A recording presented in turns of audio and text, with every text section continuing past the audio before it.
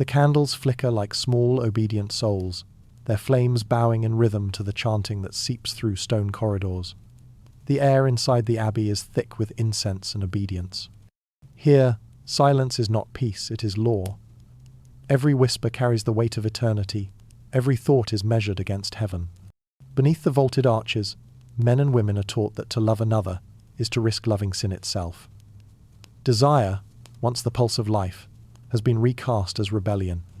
They are told that love is sacred only when stripped of warmth. Marriage is duty, passion a test, pleasure a whisper from the devil's mouth. The Church, rising from the ashes of empire, sought not only to save souls but to govern bodies.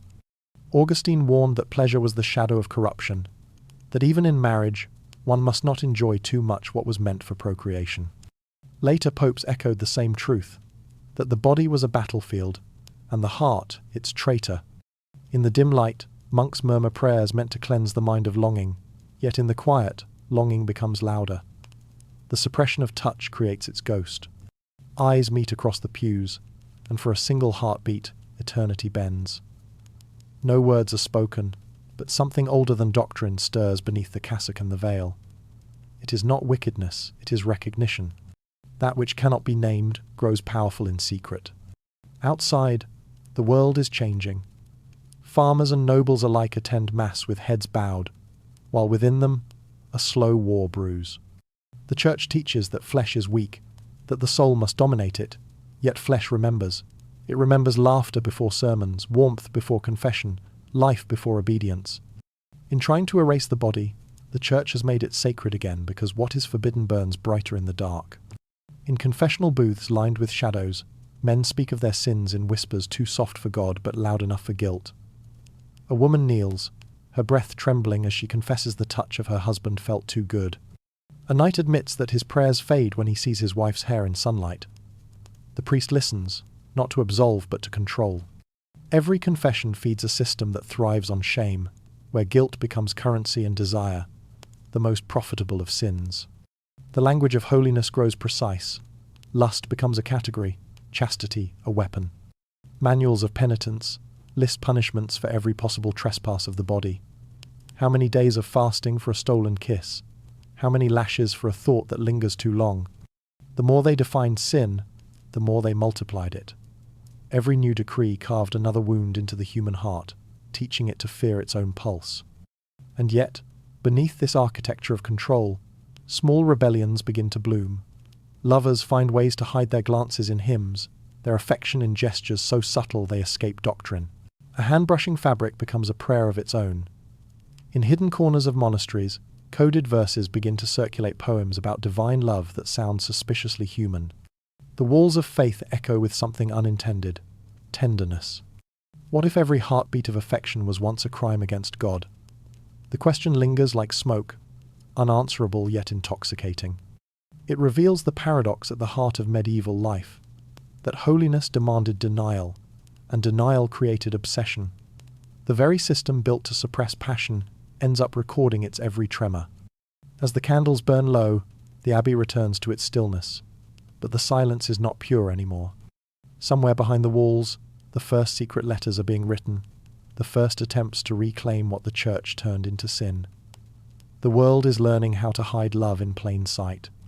And soon, these whispers will escape the cloister and enter the courts, where forbidden hearts begin to invent an entirely new language, one that will redefine desire itself. The confessional booth was a narrow space, dark wood, cold air, the faint sweetness of incense clinging to stone. Inside, everything was designed to feel holy, yet there was something undeniably intimate about the closeness. Two breaths, separated only by a carved screen. Two souls divided by a pattern of holes meant for God's voice, but filled instead with human trembling. Here, desire was not erased, it was recited. The ritual of confession began as cleansing, but over time it became something else entirely. A theatre of words, of power and submission.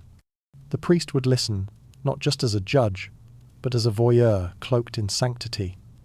The penitent would speak, often shaking, caught between fear and the strange relief of being heard. The sins most carefully forbidden were the ones most carefully described. Each whisper carried the texture of skin, the heat of breath, the tension between control and surrender. Medieval penitence manuals encouraged detail.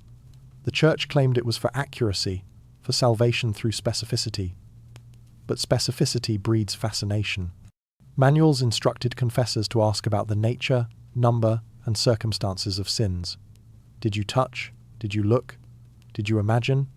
In asking, the Church preserved what it condemned, crafting a secret archive of human longing. And within those questions, something unholy began to stir. A mirror held up to the soul, reflecting not purity, but curiosity. In one preserved letter from the 12th century, a priest writes to a noblewoman, "I tremble at the thought of your confession. I beg you to tell me all, so that I might suffer as you suffer." What was meant to cleanse the heart became a form of communion, a merging of guilt and desire under the guise of repentance.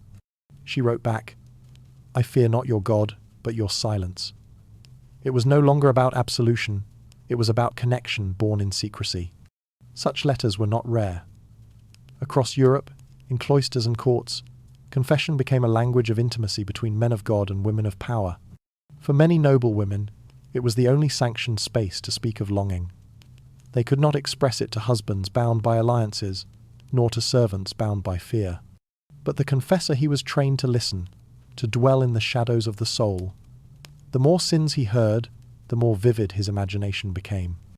It was said that some priests developed a taste for the very temptations they condemned, addicted not to flesh but to stories of it. The Church began to notice. Councils warned against dangerous familiarity between confessors and penitents. Yet, the more rules were written, the more confessions multiplied. Power creates secrecy. Secrecy feeds obsession. The architecture of morality had become a labyrinth. Each rule birthed another sin, and each sin another confession. Inside those wooden chambers, shame became a form of intimacy. To reveal was to seduce. The very act of speaking desire aloud transformed it into something sacred. The listener, whether priest or inquisitor, became, in the glittering halls of 12th century Provence, where torches hissed against damp stone and the air trembled with perfume and power, a new kind of voice began to rise. It was not the chant of monks or the decree of kings, but the song of the troubadour, half poet, half conspirator, whose verses carried messages that could never be spoken aloud. They called it courtly love, yet beneath the rhyme was something far more dangerous, a rebellion disguised as beauty.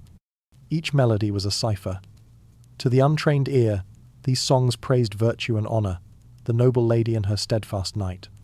But listen closer, and another current runs beneath one of longing, subversion, and coded confession.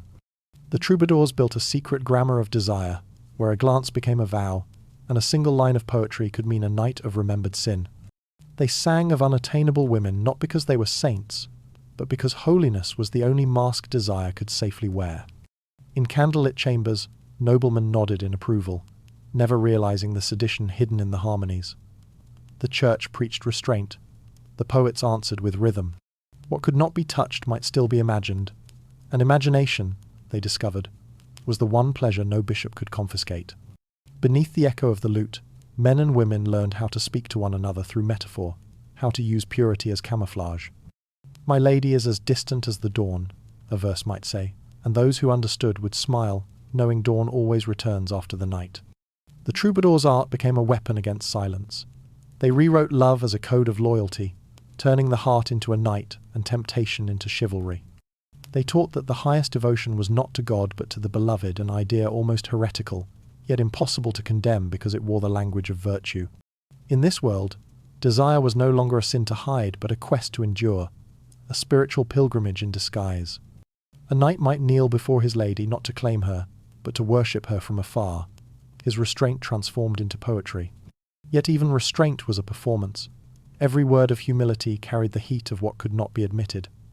To love from a distance was safer than touching, but also crueler. The poets understood that denial could intensify longing until it became indistinguishable from faith itself. That was their genius, to turn repression into art, to make every rule another reason to dream. Across the courts of Aquitaine and Aragon, troubadours travelled like pilgrims of passion. They carried news, gossip, and scandal folded between verses. Some were welcomed by queens, others exiled by bishops. but all shared a dangerous truth that words could seduce more deeply than flesh. A well-placed lyric might undo a marriage faster than adultery ever could. One poet wrote that his heart lived in two bodies, one his own and one belonging to his lady. The church saw metaphor, the listeners heard confession. Their performances blurred boundaries between sacred and profane. Many troubadours claimed divine inspiration, calling love the mirror of heaven. Yet behind that holy reflection lurked a shadow, the suggestion that perhaps God himself envied the human ability to desire. Listeners would smile politely, pretending not to notice, as though ignoring blasphemy could make it vanish. But the seed was planted, that love might be its own form of worship, unmediated by priest or prayer. These songs spread faster than sermons. Young pages memorized them. Noble women embroidered their verses into handkerchiefs. Each symbol became part of an unspoken lexicon. The glove offered meant invitation, the ribbon returned meant surrender, the rose meant secrecy. Even silence had meaning. When a lady left a single candle burning after vespers, her knight would know the message come, but unseen. The church could outlaw flesh, but it could not outlaw symbols. And so the game continued, a theatre of manners concealing a revolution. Every rule invented to tame love became another rule to twist. The troubadours were engineers of emotion, designing structures where longing could survive without ever being satisfied. They made the impossible romantic, the forbidden sublime. In a time when sin was measured in thoughts, they turned thinking itself into defiance. They called it poetry, but it was a map for forbidden hearts. A roadmap through the labyrinth of control, where rhyme replaced rebellion and beauty became armor. Through their verses, they taught Europe how to feel again, how to long without speaking, how to touch without hands. And in doing so, they laid the foundation for an entire culture built on yearning, a civilization that would rather ache beautifully than live without desire. Even centuries later, their echoes remained. Modern ideas of romance, the chase, the idealized beloved, the thrill of secrecy, are all relics of that coded age. Yet few remember that those ideals were born not from freedom but from oppression. Every love song hummed today still carries a trace of that medieval tension. Passion refined through fear, tenderness sharpened by distance. In the quiet between verses, one can almost hear the poets laughing softly across time. They knew that the human heart would always find a way to speak, no matter how many chains faith tried to forge around it. Their songs were not only art, they were escape routes, disguised as melody. Each refrain promised that even under watchful eyes, desire could still breathe. As the final chords fade beneath the stone vaults of forgotten castles, one truth lingers. Repression may silence the body, but it cannot silence imagination. And so, through the voices of troubadours, love learned how to survive as an idea safe in metaphor, eternal in song. Soon, though, words would no longer be enough. The same forces that taught lovers to hide behind verses would drive them towards something bolder. The language of symbols would evolve into acts, the secret handclasp, the meeting at dusk, the risk of touch. From music to movement, from verse to vow, the story of forbidden desire was only beginning to unfold. In the courts of medieval Europe, love was not spoken, it was signalled, coded, and risked with trembling precision. A glance could begin it, a gesture could destroy it. In a world where lineage dictated destiny, the slightest brush of fingers carried the weight of scandal. To touch was to gamble one's life, one's honour, even one's bloodline. And yet, despite the danger, or perhaps because of it, men and women continued to seek the quiet electricity of forbidden skin. It began with the glove. To exchange a glove was to exchange a soul. A lady might drop hers by accident during a feast, knowing her chosen knight would see, retrieve, and keep it hidden beneath his armour. Within that soft leather rested her scent, her warmth, the proof that she existed beyond prayer. The glove became relic and curse alike, a silent token that could condemn both if discovered. For what was a relic to the church but temptation masquerading as faith? Other gestures followed the secret knot of a sleeve ribbon, the delicate press of a hand over a chalice, the way a dance could disguise intimacy. Courtly life was a performance, every movement choreographed to suggest purity while hinting at fire. The lovers learned how to touch without touching, to speak without words. They moved through feasts and ceremonies like actors in a divine farce, watched by priests and parents who believed that control was holiness. But control could never cage longing, it only refined it into art. In the dim gardens behind castles, beneath statues of saints, the night became a conspirator. Lovers met not to sin, but to remember that they were still human. They brushed hands as though testing the edge of damnation, their hearts pounding louder than any sermon. The moon bore witness to countless near kisses, acts of defiance so small they could have vanished in the dark, yet monumental to those who lived inside restraint. A knight once wrote that when his lady's hand touched his sleeve, he felt a lightning in the soul. He later confessed that he wore that sleeve into battle, believing it protected him more than prayer. His armour carried the warmth of her fingertips, her touch became his talisman. But others were not so lucky.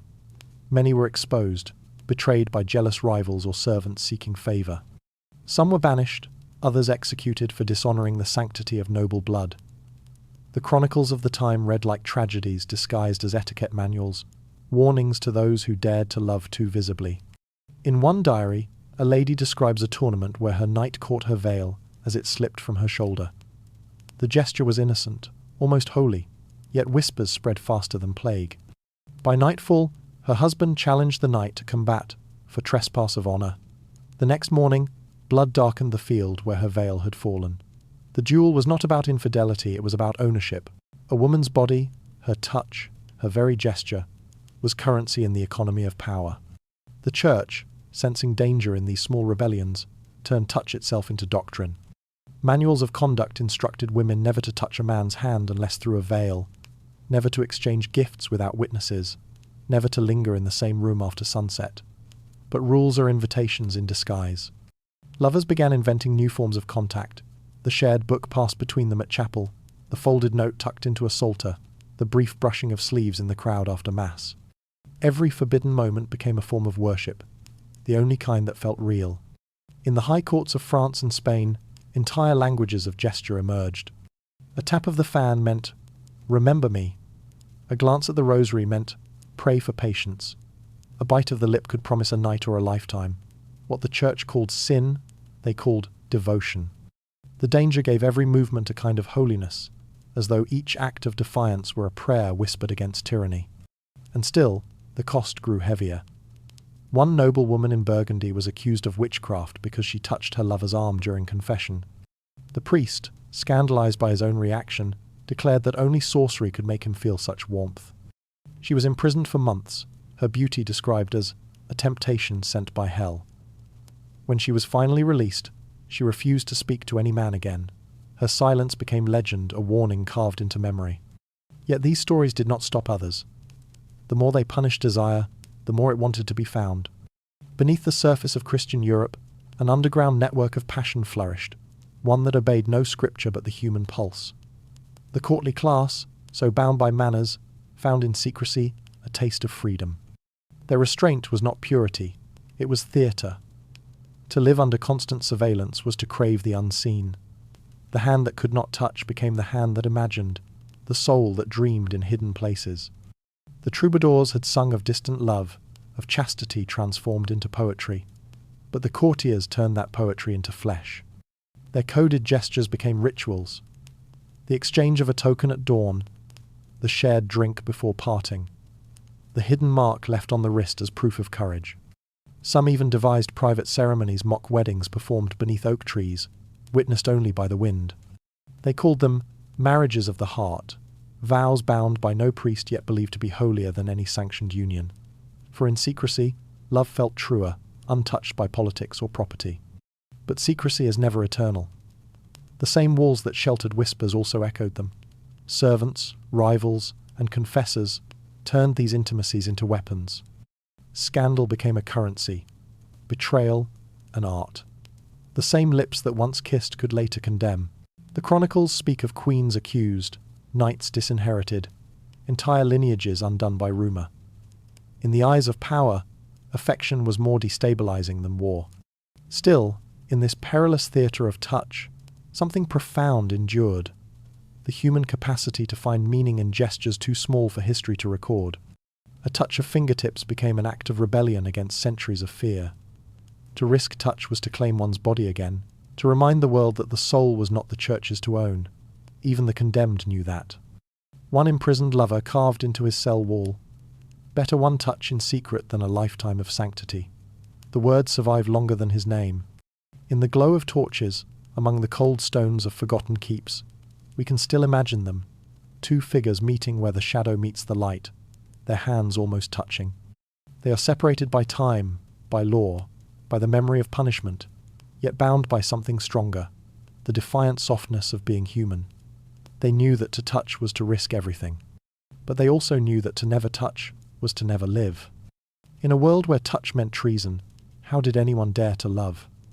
Perhaps the answer lies not in the hand, but in the silence after it retreats, the moment when air remembers warmth. The pause before distance becomes loneliness. That is where true intimacy hides in what cannot be written, what cannot be confessed, what survives only between two trembling souls who once dared to reach across the darkness. As centuries pass, the symbols will change, the rules will shift, but the danger remains the same. Every age invents new ways to hide its desire, and every age forgets how easily desire escapes. What was once a glove becomes a message. A secret glance becomes a digital ghost. The setting changes. The heartbeat does not. The medieval lovers, with their coded gestures and trembling hands, were not so different from us. They too lived between the fear of exposure and the need to be known. Soon, their quiet defiance will leave the castles and enter the villages and fields. Love will step beyond the games of nobility, slipping into the hands of those who have nothing to lose. And in that crossing, from the perfumed courts to the rough homes of the forbidden, the story of desire will change forever. For once love leaves the palace, no law, no church, and no bloodline will ever contain it again. In medieval Europe, marriage was never simply between two souls. It was a contract with heaven, overseen by men who spoke for God. Beneath cathedral towers, bishops held more than relics and rosaries. They held dominion over love itself. No union could exist without their blessing, no touch sanctified without their seal. From parchment to pulpit, the church built an invisible empire of control where even the heart had to pay its tithe. Marriage, they said, was sacred, but behind the solemn vows lay arithmetic. Land, lineage, alliances, all were woven into the fabric of devotion. A noble's daughter might be promised to a stranger before she could write her own name. Peasants traded vows like debts, their unions registered not for affection but for taxation. The bans, those public announcements read from the pulpit, were meant to prevent sin, yet they also prevented choice. They turned love into an open ledger, every union approved, every emotion accounted for. The church's laws of marriage were divine in name, but human in profit.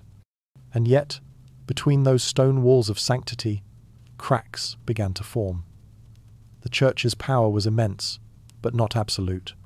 For beneath the banners of obedience, human hearts whispered their own commandments. Lovers who could not wait for approval found other paths, paths that led them into shadow. The chronicles tell of knights and maidens meeting in barns and fields, their hands trembling not from fear of hell, but from the thrill of choosing. They exchanged vows beneath the stars, invoking not saints but silence as their witness. They said love must kneel before the altar, but some lovers chose the moon instead. These were the clandestine marriages, secret vows whispered without priest or paper. To the church, such unions were dangerous because they proved something unthinkable, that God might listen without a bishop's permission. Lovers spoke words of promise in the language of rebellion. A knight might clasp a woman's hand and say, "Before God and this night, I am yours." She would answer in kind, sealing their union with the breath between them. No candles, no choir, only the hum of the living earth. The bishops called it sin, yet they feared it more than heresy, because if love could exist without them, what else might? The records of church courts overflow with accusations of unlicensed unions, improper vows, marriages made in secret. Some were annulled, others punished. Yet the confessions reveal tenderness rather than deceit. A woman once told an inquisitor that her husband had wed her beneath a tree where birds sang mass for us. Her punishment was exile. Her words, however, outlived the sentence. For the church, love was a resource to be controlled, a sacrament turned into governance. Marriage licenses were taxed, annulments sold, dispensations traded for favours. The language of holiness cloaked a machinery of power. priests became clerks, bishops, accountants of the soul. The pulpit declared purity, but the registry counted profit. And while nobles paid for papal permission to wed cousins and consolidate estates, the poor paid in silence, marrying where they could, when they could, hoping God would forgive what the church could not. Still, not every secret marriage was an act of defiance. Some were born from desperation. A knight bound for crusade, uncertain if he would return, might wed his beloved in the quiet of night, so she would not be left without claim to his name. A widow might remarry in secret to keep her dowry from greedy kin. These unions were not rebellions of lust, but of survival. They were made not to scandalize the church, but to escape its reach. And yet, even these quiet vows shook the hierarchy.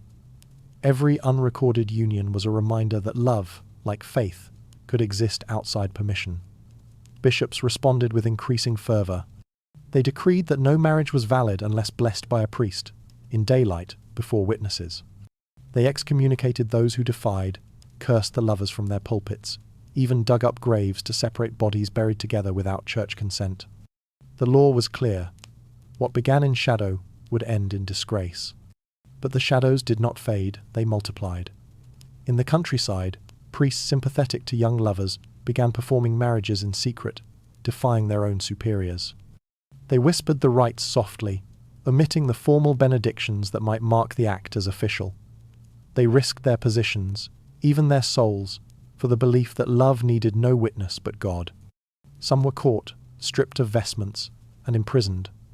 Others vanished into monastic obscurity, their names erased but their faith in human choice endured. In one surviving letter from the 14th century, a priest writes, "Better I answer to God for mercy than to men for obedience. It is signed only with a cross." Perhaps he had married too many couples in barns and forest clearings. Perhaps he himself had been moved by the vows he spoke for others. His words reveal the quiet rebellion spreading through the lower ranks of the clergy, a recognition that love was not disorder but divine disobedience. For commoners, these forbidden weddings carried a peculiar holiness. They lacked the gilded altars of the cathedrals, yet they felt more sacred for their honesty. In the glow of torches or the pale light of dawn, vows were spoken not in Latin but in the language of labour and earth. "I take you before God," they would say, "and may the stars bear witness." Rings were braided from rushes or straw. A kiss sealed the covenant. In those moments, love was stripped of ritual and revealed as something elemental, a contract between souls rather than institutions. But each secret carried risk. A woman who bore a child from such a union could be declared concubine rather than wife. A man might lose his inheritance. Children might be branded illegitimate, their lineage erased from record. Even so, the lovers persisted. To marry for affection, not arrangement, was the quiet revolution of their age. The bishops, unable to contain it, tried to absorb it. By the late Middle Ages, the Church reluctantly acknowledged that a marriage could be valid if two people declared consent before God, even without witnesses. In trying to suppress the clandestine, they had legalized it. Yet that loophole terrified them even more, for it confirmed the oldest heresy, that love, once spoken, had its own authority. Underneath the weight of law and excommunication, the world kept finding ways to love. The moonlit vows, the hidden ceremonies, the whispered promises beneath oak trees, all of it survived in folklore and song. The Church's decrees might fill libraries, but it was the stories of secret lovers that filled memory. People remembered not the bishops who forbade, but the lovers who defied. And so the bishop's shadow stretched across Europe, long and cold, yet never absolute. Every decree cast light on its own resistance. For every ban read aloud, a vow was whispered in darkness. For every punishment decreed, another secret ring was woven from straw. The Church could measure obedience, but not longing. It could bless unions, but not affection. Soon, those who dared to love beyond the Church's reach would take their rebellion even further. Their vows would no longer rely on rings or words, but on something older, something the bishops could never sanctify or erase, the ancient primal ritual of blood. They met where the torches could not reach, where moonlight filtered through branches older than any chapel. The forest had been sacred long before churches claimed holiness, and its shadows remembered older vows. Here, lovers came when priests refused them, when laws, titles, and family honour turned affection into sin. Beneath oak and ash, they found another kind of altar, one that required no Latin, no gold, only courage. They said love must kneel before the altar, but some lovers chose the moon instead. In those hours after midnight, the air trembled with secrecy. Hands met, trembling, and knives flashed not for violence, but for devotion. The ritual was older than Rome. 2 palms cut, pressed together until their blood mingled. It was not mere symbolism. It was a vow written beneath the skin, binding them in a covenant that no bishop could annul. When flesh met flesh, the church's parchment was useless. Their promise lived in pulse and scar, beyond registry or witness. Such oaths terrified the clergy. They called them diabolical unions, pagan survivals, echoes of a world they thought buried. Yet even as priests denounced them, peasants and knights continued to swear by blood. To them, it was the truest form of marriage, pure because it was dangerous, sacred because it was free. Blood was incorruptible. Unlike words, it could not be twisted. The lovers believed that by sharing it, their souls mingled too, defying both man and heaven. The chronicles of inquisitors describe these acts with horror, but their language cannot hide fascination.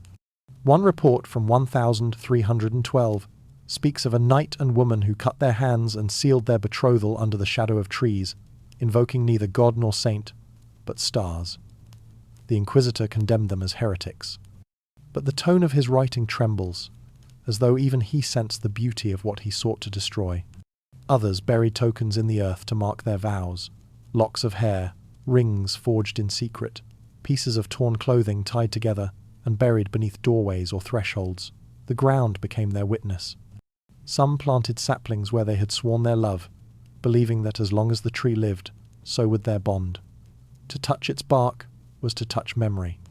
When storms felled those trees, it was said the lovers' hearts broke with them. These stories spread through villages like sacred folklore, whispered by women at wells and soldiers before battle, testimonies to the persistence of passion in a world of rules. In some regions, especially across the northern forests of Europe, couples swore vows beneath ancient stones carved with pagan markings. They spoke words remembered only in fragments, half prayer, half incantation. A circle drawn in ash, 2 hands clasped, a breath shared. The moon bore witness where no priest dared to tread. For all the church's power, these rites proved indestructible. They were the memory of an older faith where love itself was the holiest offering. The bishops feared not the sin of such unions, but their independence. A secret vow meant a marriage beyond taxation, beyond authority, beyond control. Who could excommunicate a feeling sworn to the stars? To destroy these rituals, the church began to weave fear around them. Sermons warned that those who mingled blood invited demons. Edicts proclaimed that the devil himself stood beneath the trees at midnight, waiting to claim the souls of the impure. But fear cannot reach what is already sacred to the desperate. For the lovers, these superstitions became poetry. They imagined the devil not as a tempter, but as an ally against injustice, the only one who allowed them to meet without witness. Their defiance blurred into faith of its own. A young scribe in Brittany once wrote, "The church gives God his altars, but love gives him his courage." His words would later be found scratched into the wall of a burned chapel. The rituals varied with region, but shared a rhythm of secrecy. In England, some lovers exchanged rings of woven rushes, declaring themselves bound, as long as the green shall grow. In Italy, they drank wine mixed with drops of each other's blood, calling it their communion. In the Slavic lands, lovers tied red threads around their wrists before kissing, believing that unseen spirits would knot the threads beneath the earth. What the church saw as blasphemy, the people experienced as purity, a direct line between heart and cosmos. Not all unions ended in romance. Some ended in tragedy, discovered and punished. There are records of men dragged before bishops, their palms still bearing faint scars, accused of wedlock without witness. Others were forced to renounce their vows publicly, though the memory of the act lingered in secret. A woman named Isolde of Mainz was flogged for performing a night marriage beside a river, her lover executed for pagan sacrament. The records list her confession. "We swore that the water would remember us if men forgot." Even in punishment, these stories survived. The people carried them like relics, fragments of an older faith in freedom. Through centuries, these nocturnal marriages shaped the folklore of Europe. Ghostly brides appearing at crossroads, phantom grooms riding through mist, spirits bound by love beyond the grave. They became metaphors for the eternal defiance of the heart. To modern eyes, these rites might seem wild, romantic, or naive, but in their world every gesture was resistance. Each drop of mingled blood defied the entire machinery of the church, the state, and the hierarchy of inheritance. The lovers may not have thought of themselves as revolutionaries, yet their actions whispered the most radical truth: that no power could dictate the language of affection. They reclaimed what had been taken from them, the right to promise, to choose, to belong. The bishop's scribes could not understand such devotion. They wrote of pagan stubbornness, of ignorant peasants enthralled by the moon. But ignorance was not the cause. Intimacy was. When religion became law, these rituals became the people's rebellion, a way to find the divine in what was forbidden. The forest, the river, the blood. They were reminders that the sacred once lived in nature, not marble. In the end, the church's greatest fear came true. These secret vows spread through generations, not as open practice but as memory. Parents told their children to beware the forest at night, knowing full well that the warning would sound like invitation. The forbidden always glows brighter in the dark. Some vows were written in ink, others beneath the skin. The scars remained long after the words were forgotten, passed down through stories and superstitions. Every hidden oath carried the same unspoken message, that love, when denied the altar, will build its own. As dawn breaks over those ancient woods, the light reveals no trace of the ceremonies once held there, no blood, no tokens, only the faint shimmer of dew. But perhaps that is fitting. Theirs was a faith meant to vanish with sunrise, to live only in memory and myth. Yet the church could not let memory be. Its patience was over. The whispers of rebellion had become too loud, too seductive. If love could defy law under the moon, the bishops would answer with daylight. A system of eyes and ears began to grow across Europe. Confessors, midwives, and spies, all watching, all listening. The era of secret vows was ending, and a new order of control was about to begin. In the dim corridors of power, love had ceased to be a feeling. It was now an act to be observed, measured, and reported. After years of secret vows and midnight marriages, the church had grown wary of shadows. It realized that the greatest threat to its authority did not come from armies or kings, but from the quiet defiance of lovers. So it built an invisible army of its own, an empire of eyes. In the Middle Ages, privacy didn't exist. It was a heresy. Every confession became a form of surveillance. The confessional booth, with its wooden lattice and whispering darkness, was not merely a place for redemption. It was the church's listening device. Each word spilled in guilt became a thread in a web of control. A priest did not only absolve, he recorded. He learned who met whom, who whispered after vespers, who walked too often by the millstream. And when the confessional ended, the secrets didn't stay locked within the booth. They climbed the stairs to bishops and inquisitors, who compiled lists and dossiers before the word existed. Soon the system expanded. Confessors began sharing suspicions with local officials, and gossip became gospel. The church transformed curiosity into duty, turning ordinary people into informants.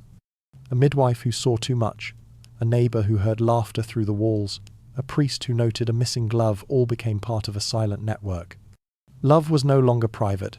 It was public property, subject to scrutiny, taxation, and judgment. Midwives suffered most. They were guardians of life, yet accused of conspiring with lust. Any woman who knew too much about childbirth or herbs was suspect. If she offered a charm for affection, a potion for fertility, or a whispered prayer for a child, she became evidence of sin. These women were summoned before inquisitors, asked questions so absurd they could only be traps. Did the herbs stir desire? Did the moonlight aid conception? Had she seen the devil in her mortar and pestle? To answer yes was damnation. To answer no was disbelief. Either way, the noose tightened. Records describe inquisitors searching midwives' homes for tokens of witchery, rings, ribbons, dried flowers, letters of gratitude. They found only what they expected and named it proof. In one case, a midwife in Flanders was executed for possessing a folded scrap of parchment bearing the words, "For safe love and soft birth." To the church it was a spell, to her it was a blessing. Even men were not safe from this expanding gaze. Letters between knights and noblewomen, those delicate lines of poetry and secrecy, became dangerous objects. Monks in scriptoria were ordered to intercept and copy them, their contents stored like evidence. Inquisitors studied the metaphors of desire, as if decoding enemy ciphers. A letter beginning with "my dove" could lead to imprisonment. A misplaced poem could end in ruin. The written word, once a refuge, had become a liability. The reach of the clergy grew suffocating. Confession was mandatory, and refusal meant suspicion. Silence was interpreted as guilt. Women who hesitated were accused of pride. Men who blushed were accused of sin. Every emotion became testimony. There was no distinction between love and disobedience. The Church treated both as symptoms of the same disease. In villages and towns, the rhythm of intimacy was replaced by fear. Even laughter after sundown could be read as evidence of impurity. This was not only spiritual control, it was political. The Church understood that to dominate hearts was to dominate households. Surveillance became a form of governance. By controlling desire, they controlled inheritance, loyalty, and power. Marriage, confession, even childbirth all flowed through clerical hands. The bishop's eye reached from cathedral to cradle. The result was a society where the only safe emotion was guilt. Yet among the clergy themselves, temptation never vanished. The same priests who condemned passion often fell victim to it. Confessors became obsessed with the sins they catalogued.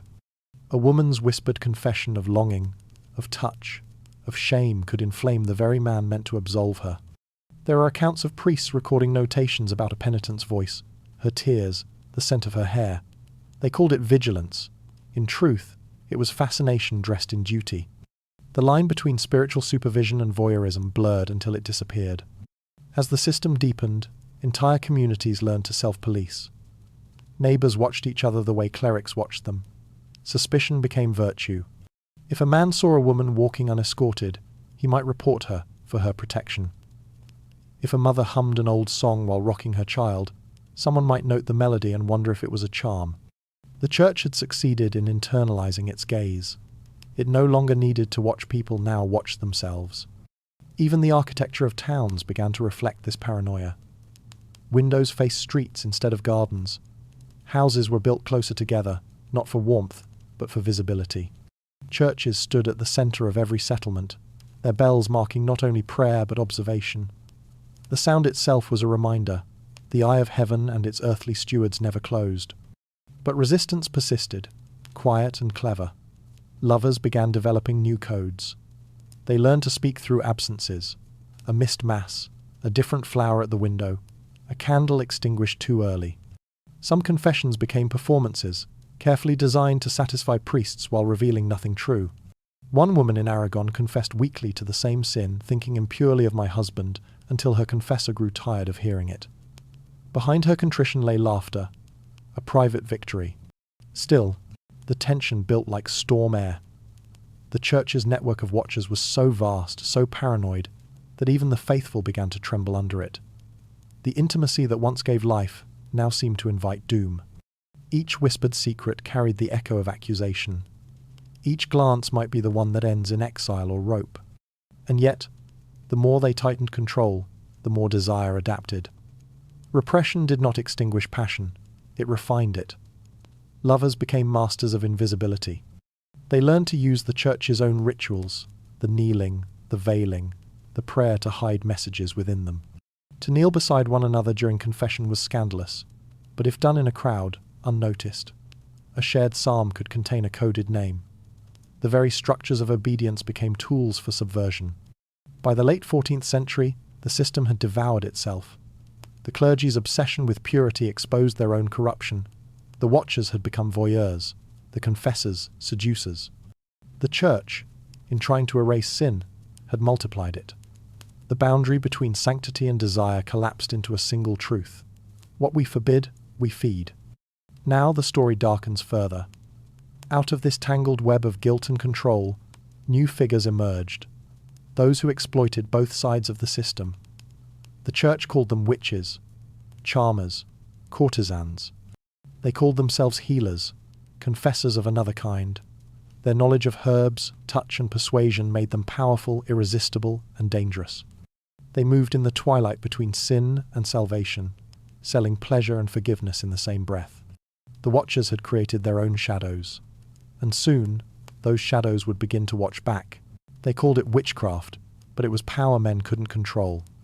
Long before inquisitors came with their books of law and their torches, there were women who moved quietly through the corners of Europe, gathering herbs by moonlight, whispering over steaming bowls, mixing potions for pain, for birth, for love. They were not queens or saints, yet the desperate and the noble alike sought them. In their hands, the body became a mystery to be tended rather than tamed. Some healed wounds that no prayer could touch. Others stirred concoctions meant to awaken the sleeping heart. They were midwives, widows, wise women. But to the church, they were a threat disguised as compassion. In an age where men spoke for God, the idea of a woman holding knowledge beyond Scripture was intolerable. The priest offered absolution, the witch offered understanding. One saved the soul, the other soothed the flesh. And for those who had suffered enough, the latter was often more divine. Their craft was born of necessity. In villages where doctors were scarce and medicine more theory than cure, these women turned to what the earth provided. They crushed wild roots into tinctures, blended honey with wine, ground dried mandrake for strength and fertility. But among these remedies lay other mixtures, ones that promised affection, or at least its illusion. A drop of rose oil in wine to soften a husband's anger. A sachet of fennel, cinnamon, and crushed petals placed under a pillow to inspire passion. None of it was witchcraft until it worked too well. For centuries, this hidden sisterhood walked a narrow line between healer and heretic. Their knowledge was not written in Latin but in memory songs, hummed between generations. Symbols carved on wooden spoons, formulas hidden in prayers. They understood that the body's desires could not be divorced from its health. To mend a heart, they said, one must sometimes stir it first. But the church believed differently. Desire was disease, and those who cured it without permission became carriers of contagion. The records of trials describe their crimes in vivid detail. A woman in Florence accused of selling a potion of affection. Another in Bavaria charged with using lavender and milk to make her husband gentle. A midwife in Rouen found guilty of teaching brides a charm to ensure conception. Each was interrogated, humiliated, and sometimes burned. Yet in the ashes of these accusations lies an unspoken truth. They were punished not for wickedness, but for influence. They could sway men without confessors, heal women without priests, and that made them dangerous. In the candlelit chambers of nobles, courtesans learned similar arts, different in appearance, identical in essence. They were the witches of marble halls, wielding beauty instead of herbs. A courtesan could undo a marriage with a glance, alter diplomacy with a kiss, to make kings forget decrees. To the church she was sin incarnate, but to the world she was indispensable. Her intellect and allure were her trade. Beneath her silks lay the same forbidden wisdom the midwife carried in her apron, knowledge of what stirs the human will. Unlike the peasant witch, the courtesan survived through performance. She knew that survival depended on turning condemnation into fascination. Men condemned her in sermons but sought her at dusk. They spoke of purity by day and of her laughter by night. In her presence, the boundary between sacred and profane dissolved. She understood confession better than priests, and she used silence as her spell. The courtesan's bed became both throne and altar, a place where truth was stripped bare, and power, briefly, changed hands. The witch and the courtesan, two reflections of the same rebellion. One used roots, the other words. Both understood the hidden currents beneath obedience. Their power came from seeing what others denied, that love, lust, and healing were not enemies but siblings. They recognized the body as a landscape of faith, a place where pleasure could be prayer and desire a form of truth. Yet their defiance came at a cost. The more men feared them, the more fascination grew. Paintings began to depict witches flying through the night, their hair wild, their smiles knowing. Pamphlets warned of courtesans whose eyes could summon ruin. The myths multiplied, each story blurring admiration and dread. Behind every accusation of sorcery was an echo of desire. It was safer to burn a woman than to admit her influence. Still, whispers survived. In some regions, people claimed a drop of a witch's potion could rekindle love. In others, that a courtesan's kiss could heal melancholy. The line between medicine and magic was erased, not by science, but by longing. The church tried to isolate the sacred from the sensual, But these women reminded the world that both came from the same source: the human need to connect, to mend, to feel. A surviving text from the 15th century describes a potion of remembrance, a mixture of mint, rosewater, and a single drop of blood. Lovers separated by distance would drink it beneath the full moon, believing it tied their dreams together. The Church declared it blasphemy. Yet centuries later, its recipe appears again, unchanged, in a medical almanac under the name Elixir for Melancholy. What once was sin became science, though no one credited the women who first brewed it. Some of these healers escaped persecution by disguising their art. They called their mixtures balms for the heart, or waters of Venus, their spells household recipes.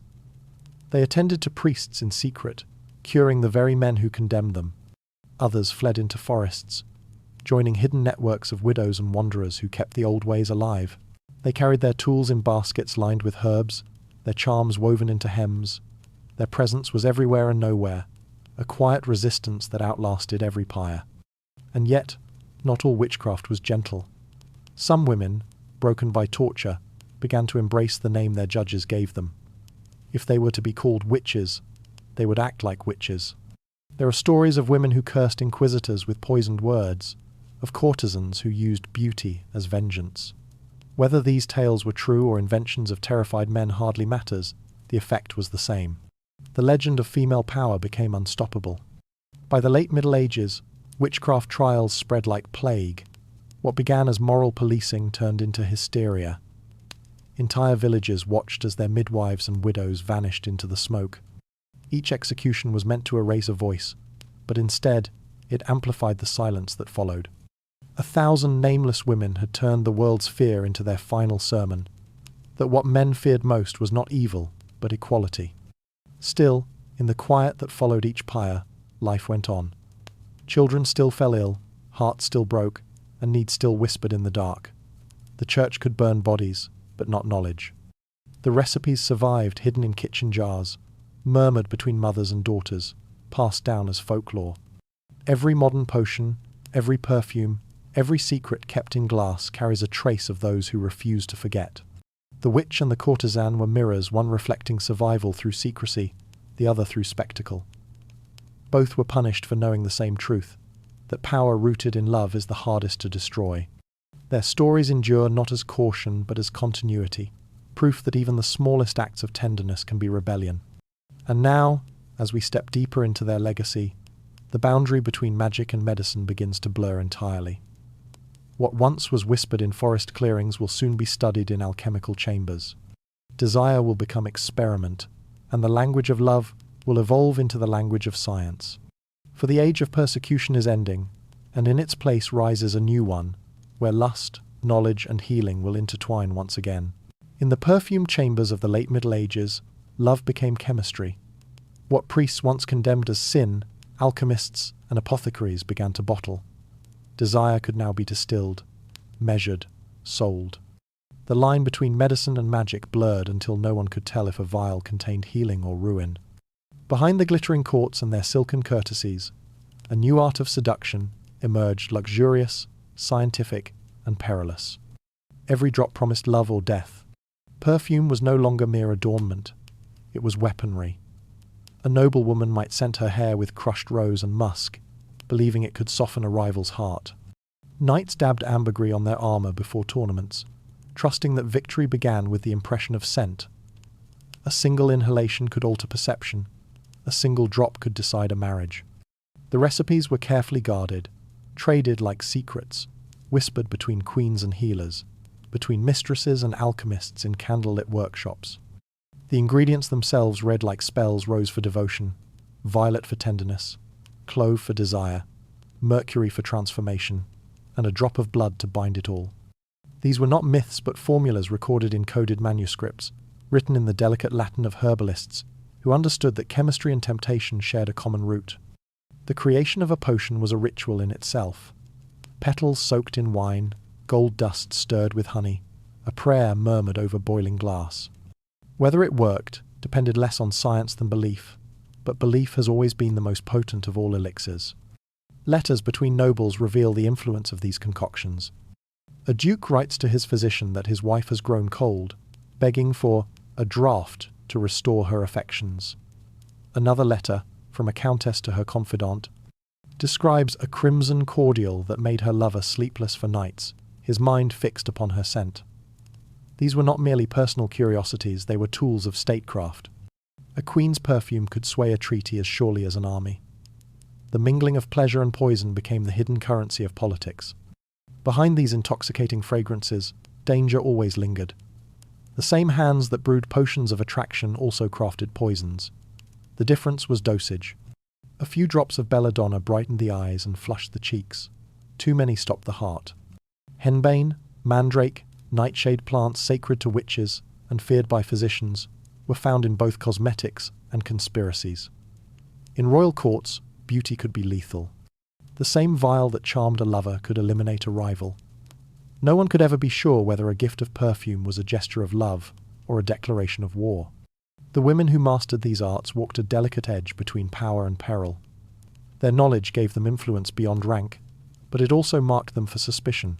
A courtesan who knew how to brew sweet wine of Venus could become indispensable and disposable.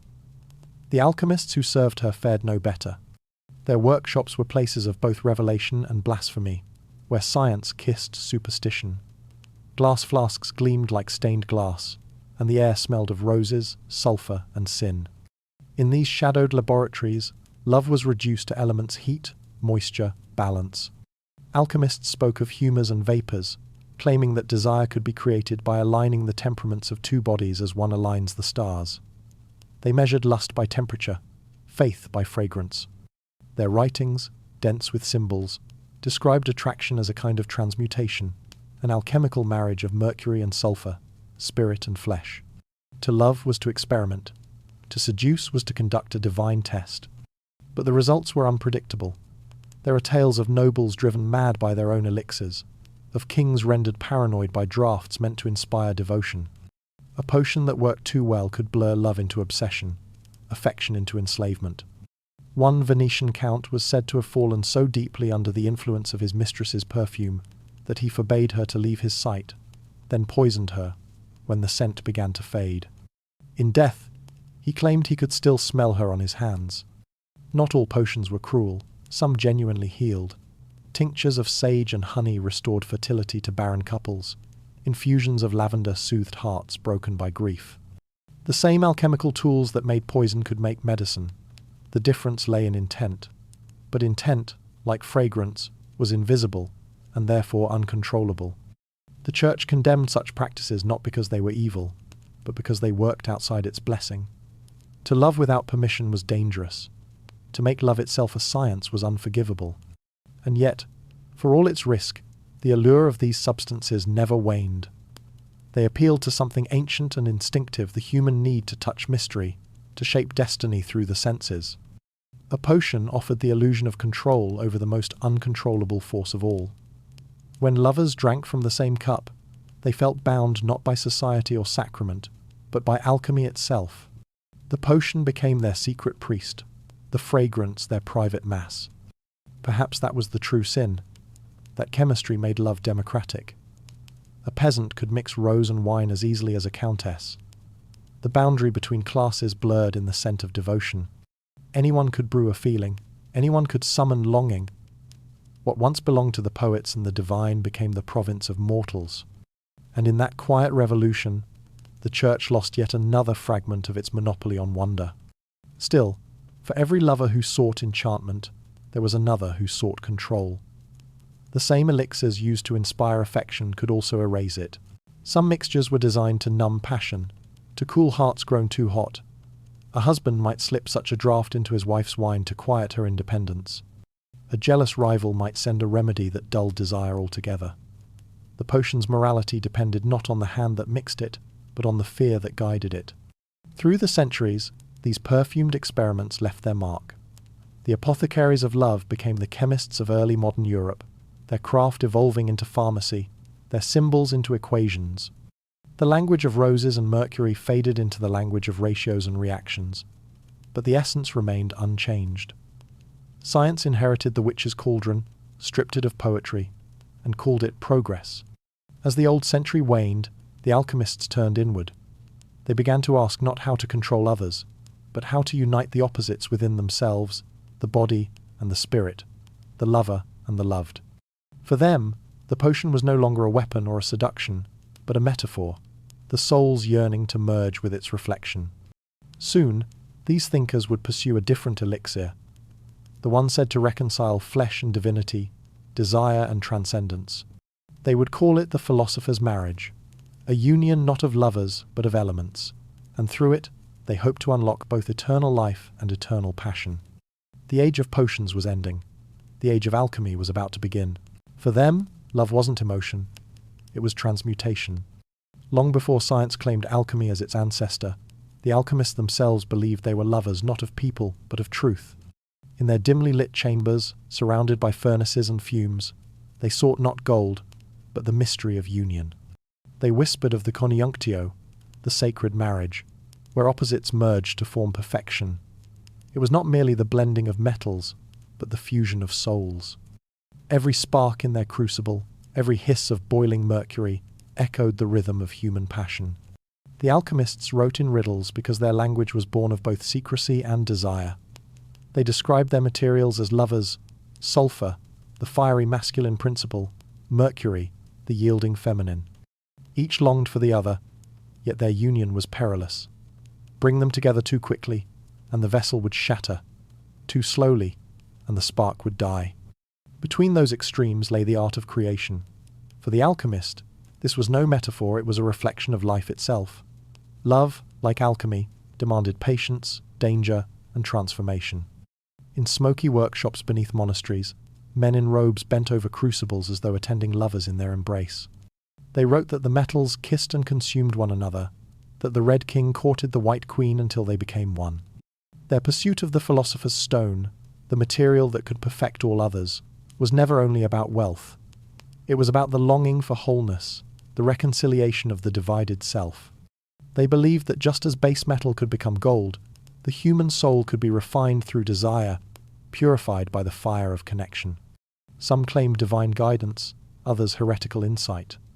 Paracelsus spoke of the marriage of the body and the spirit, and hinted that this secret was reflected in the union of man and woman. In their writings, passion became the highest form of wisdom, the proof that transformation required surrender.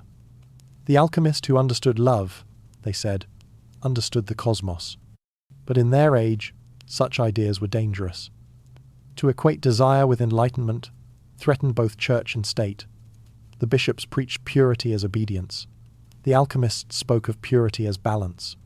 They saw sin not in the flesh, but in separation, the refusal to merge. For them, the fall of man was not caused by temptation, but by division, the sundering of heaven from earth, male from female, soul from matter. Their task was to heal that fracture, to reunite what creation had torn apart. And so, their laboratories became temples. The fire that melted metals was the same that burned in the heart. They spoke of solvit coagula, to dissolve and to bind as the rhythm of existence. Lovers, they said, follow the same law. They dissolve into one another, then solidify as something new. The passion that unites them is not sin but alchemy, the refining of spirit through the friction of opposites. One alchemist, writing under the name Theophilus, described this union as a secret too holy for priests.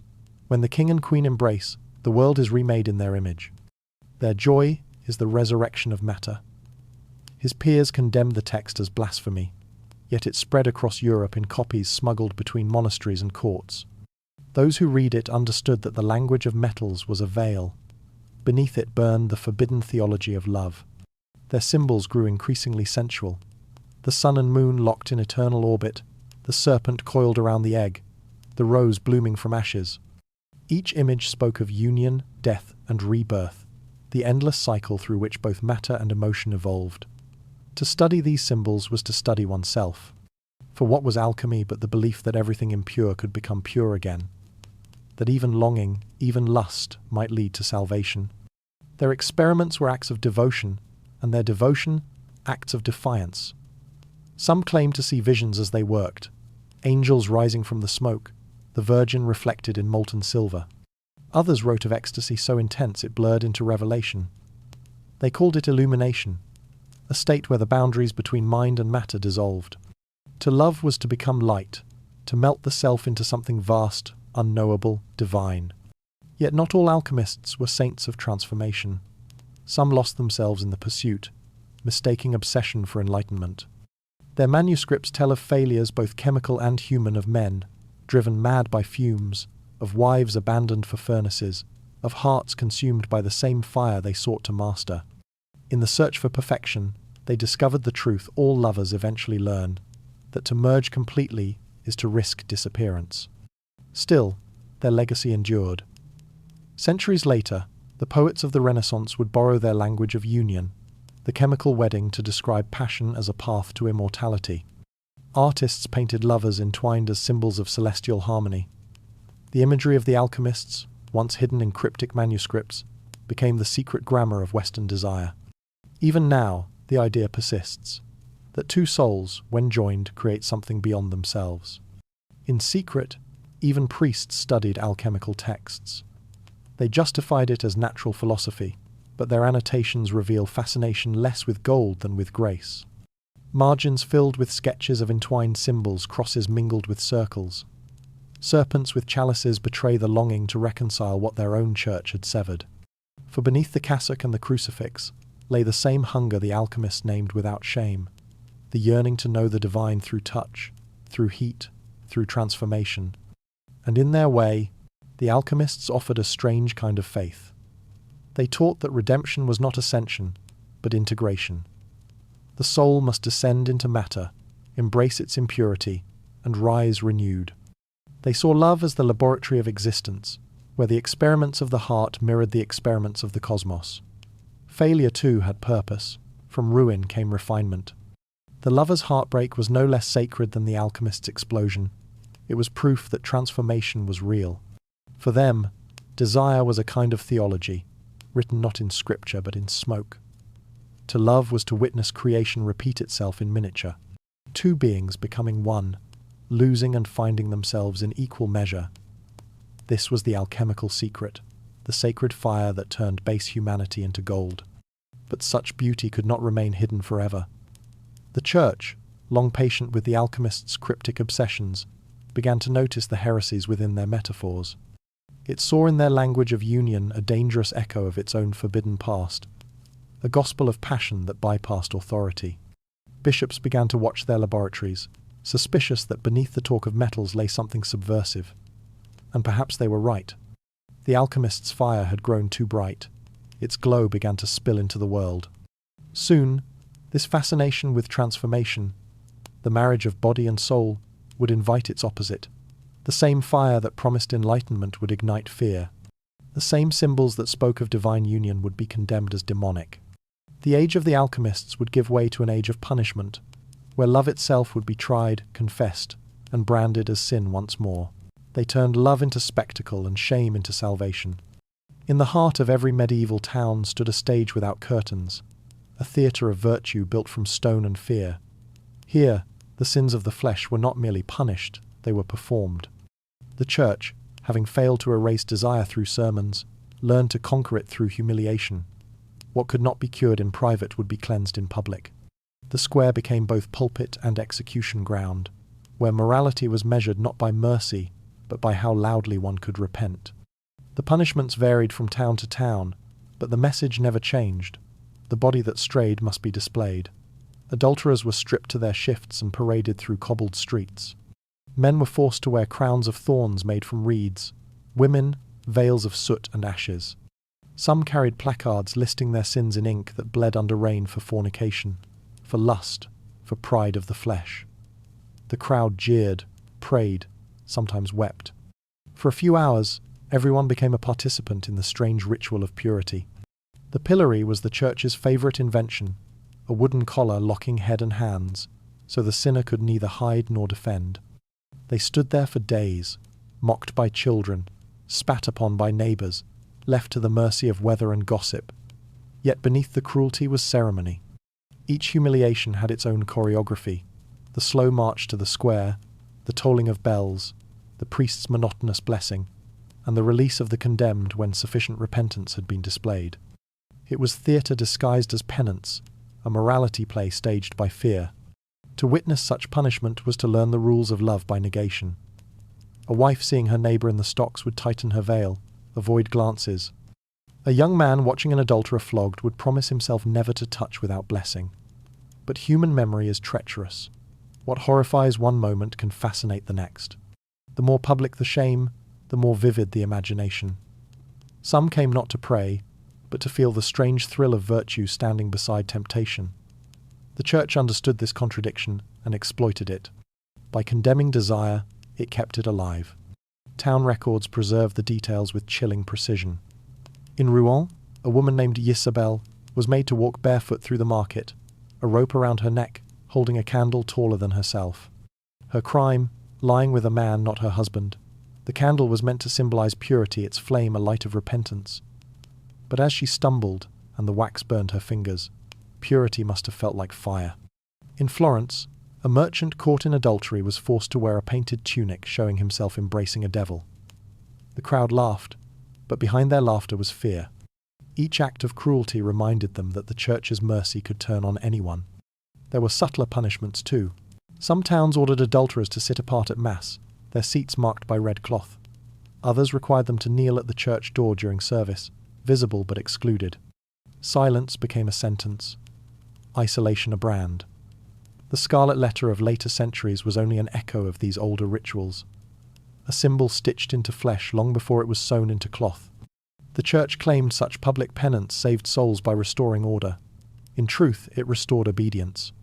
The spectacle was not about sin, but about control, about reminding the crowd that love belonged to authority, not to those who felt it.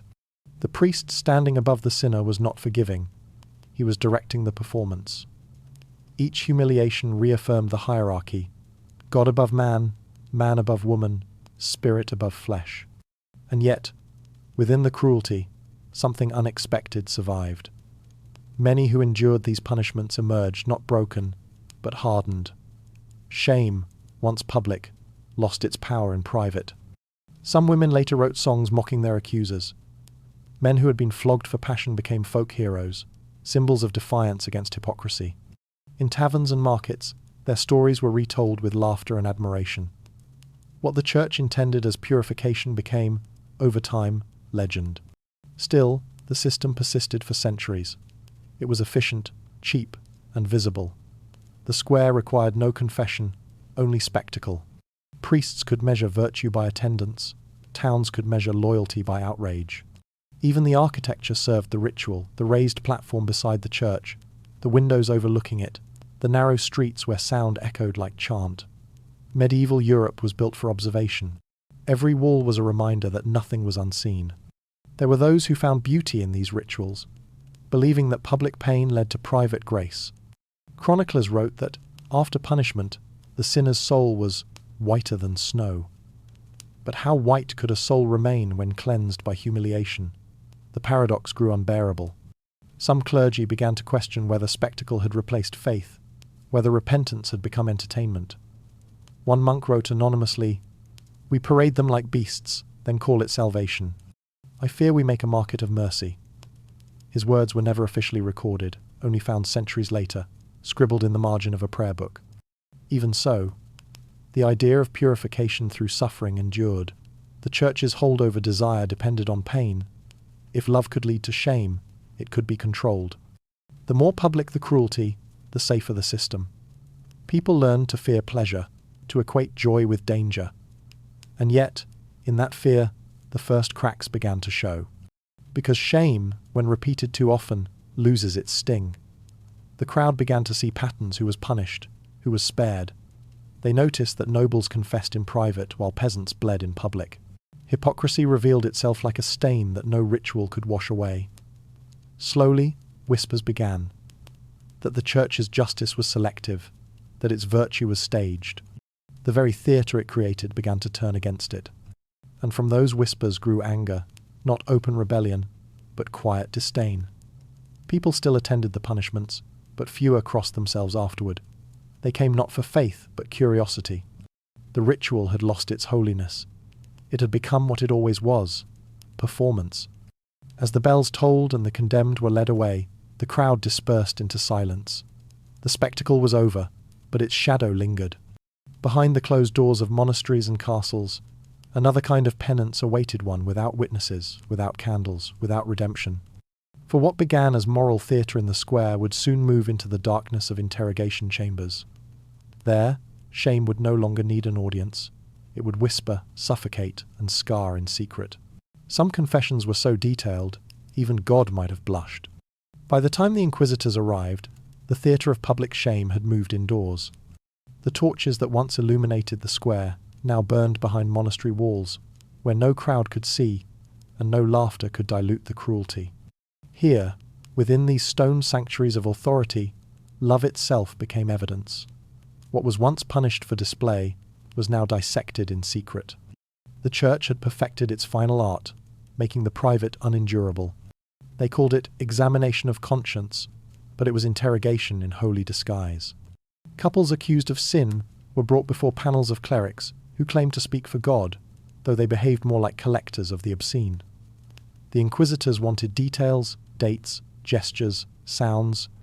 They demanded to know who touched first, where, how often, and whether the act was accompanied by pleasure. They catalogued sighs as if they were sins, traced desire as if it were disease. And through it all, they wrote. Quills scratched across parchment while trembling voices confessed under candlelight, the wax dripping like slow tears. It began innocently enough. A question about confession, about repentance, about whether the sinner had prayed for forgiveness. But the questioning deepened, always deeper, until it no longer resembled faith but fascination. One woman in Aragon was asked to describe how she tempted her husband with the eyes. When she hesitated, the priest instructed her to close her eyes and reenact the moment so he might understand. She fainted before she finished. Her silence was recorded as guilt. Another case, from Toulouse, describes a young couple accused of embracing without marriage. They were interrogated separately. The woman insisted that they had only kissed.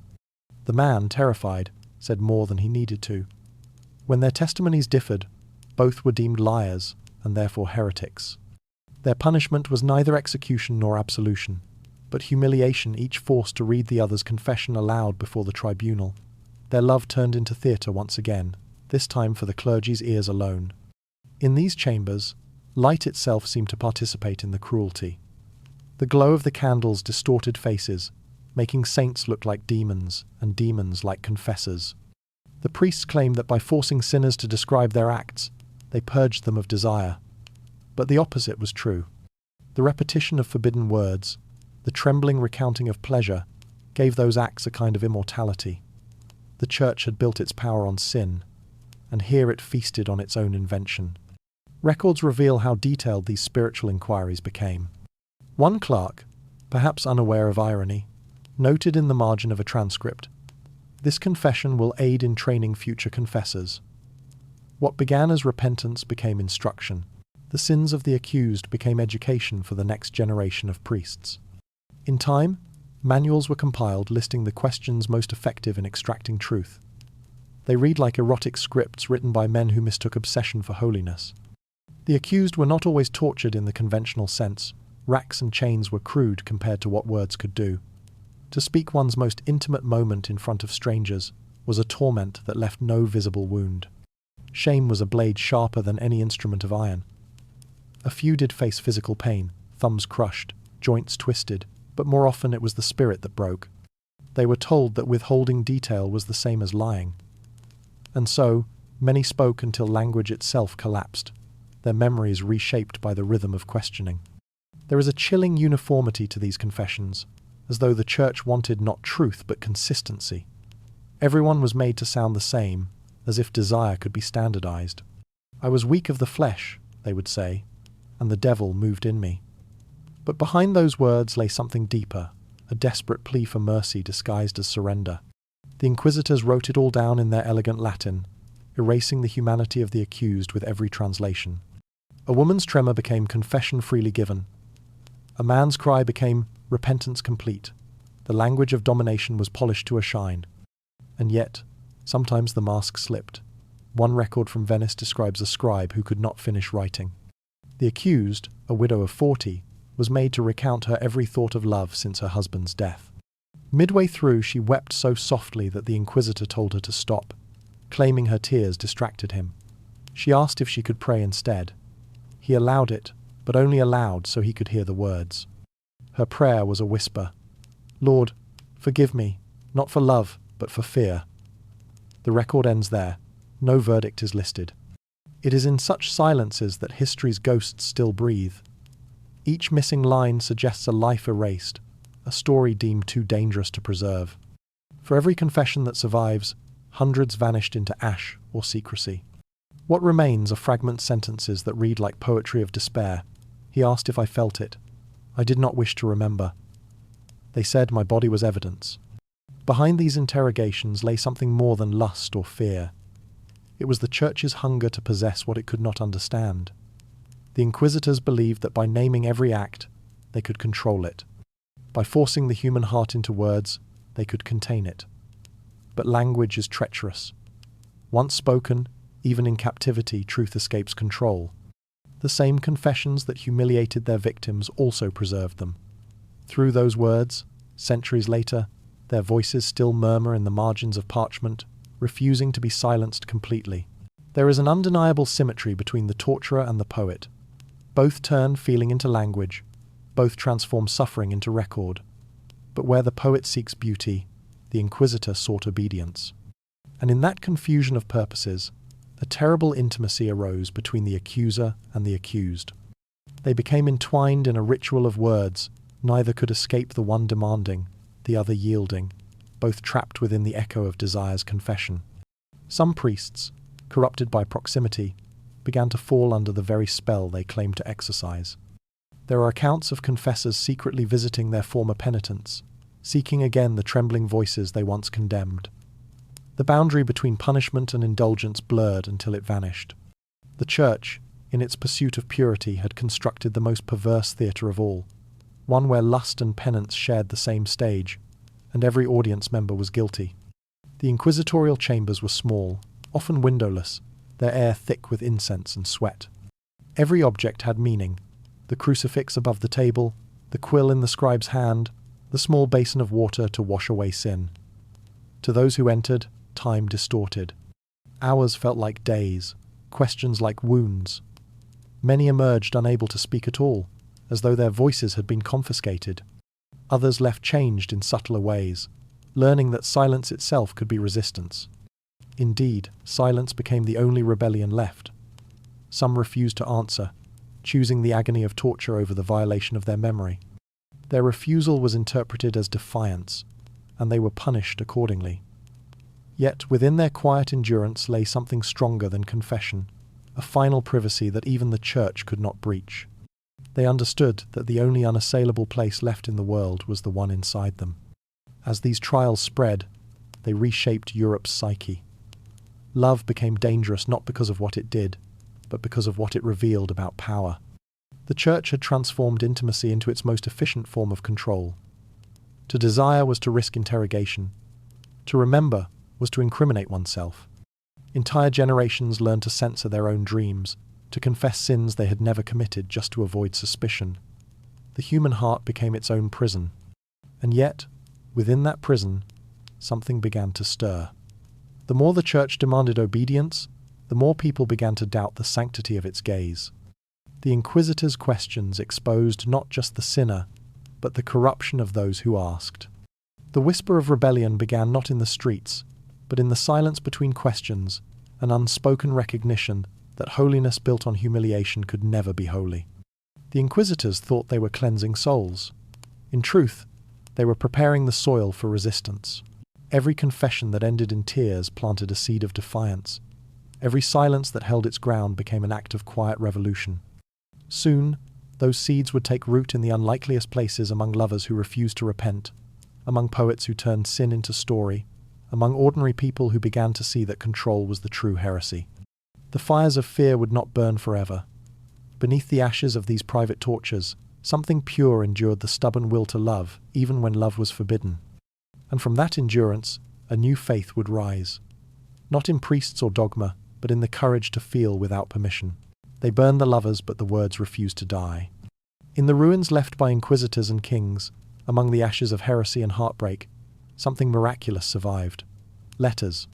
Fragile pieces of parchment, smudged with tears and wax, bearing the faint imprint of hands that once trembled to write them. They were not supposed to outlive their owners. Most were seized, condemned as evidence, and cast into flames. Yet a few escaped, hidden in walls, sealed beneath floorboards, tucked inside prayer books that no one thought to open. What remains of them now are fragments, but within those fragments, entire lives breathe again. Their handwriting is uneven, some elegant, others desperate, as if the quill itself feared the consequences. The language slides between Latin and the vernacular, between prayer and poetry. Each word balances on the edge of revelation and disguise.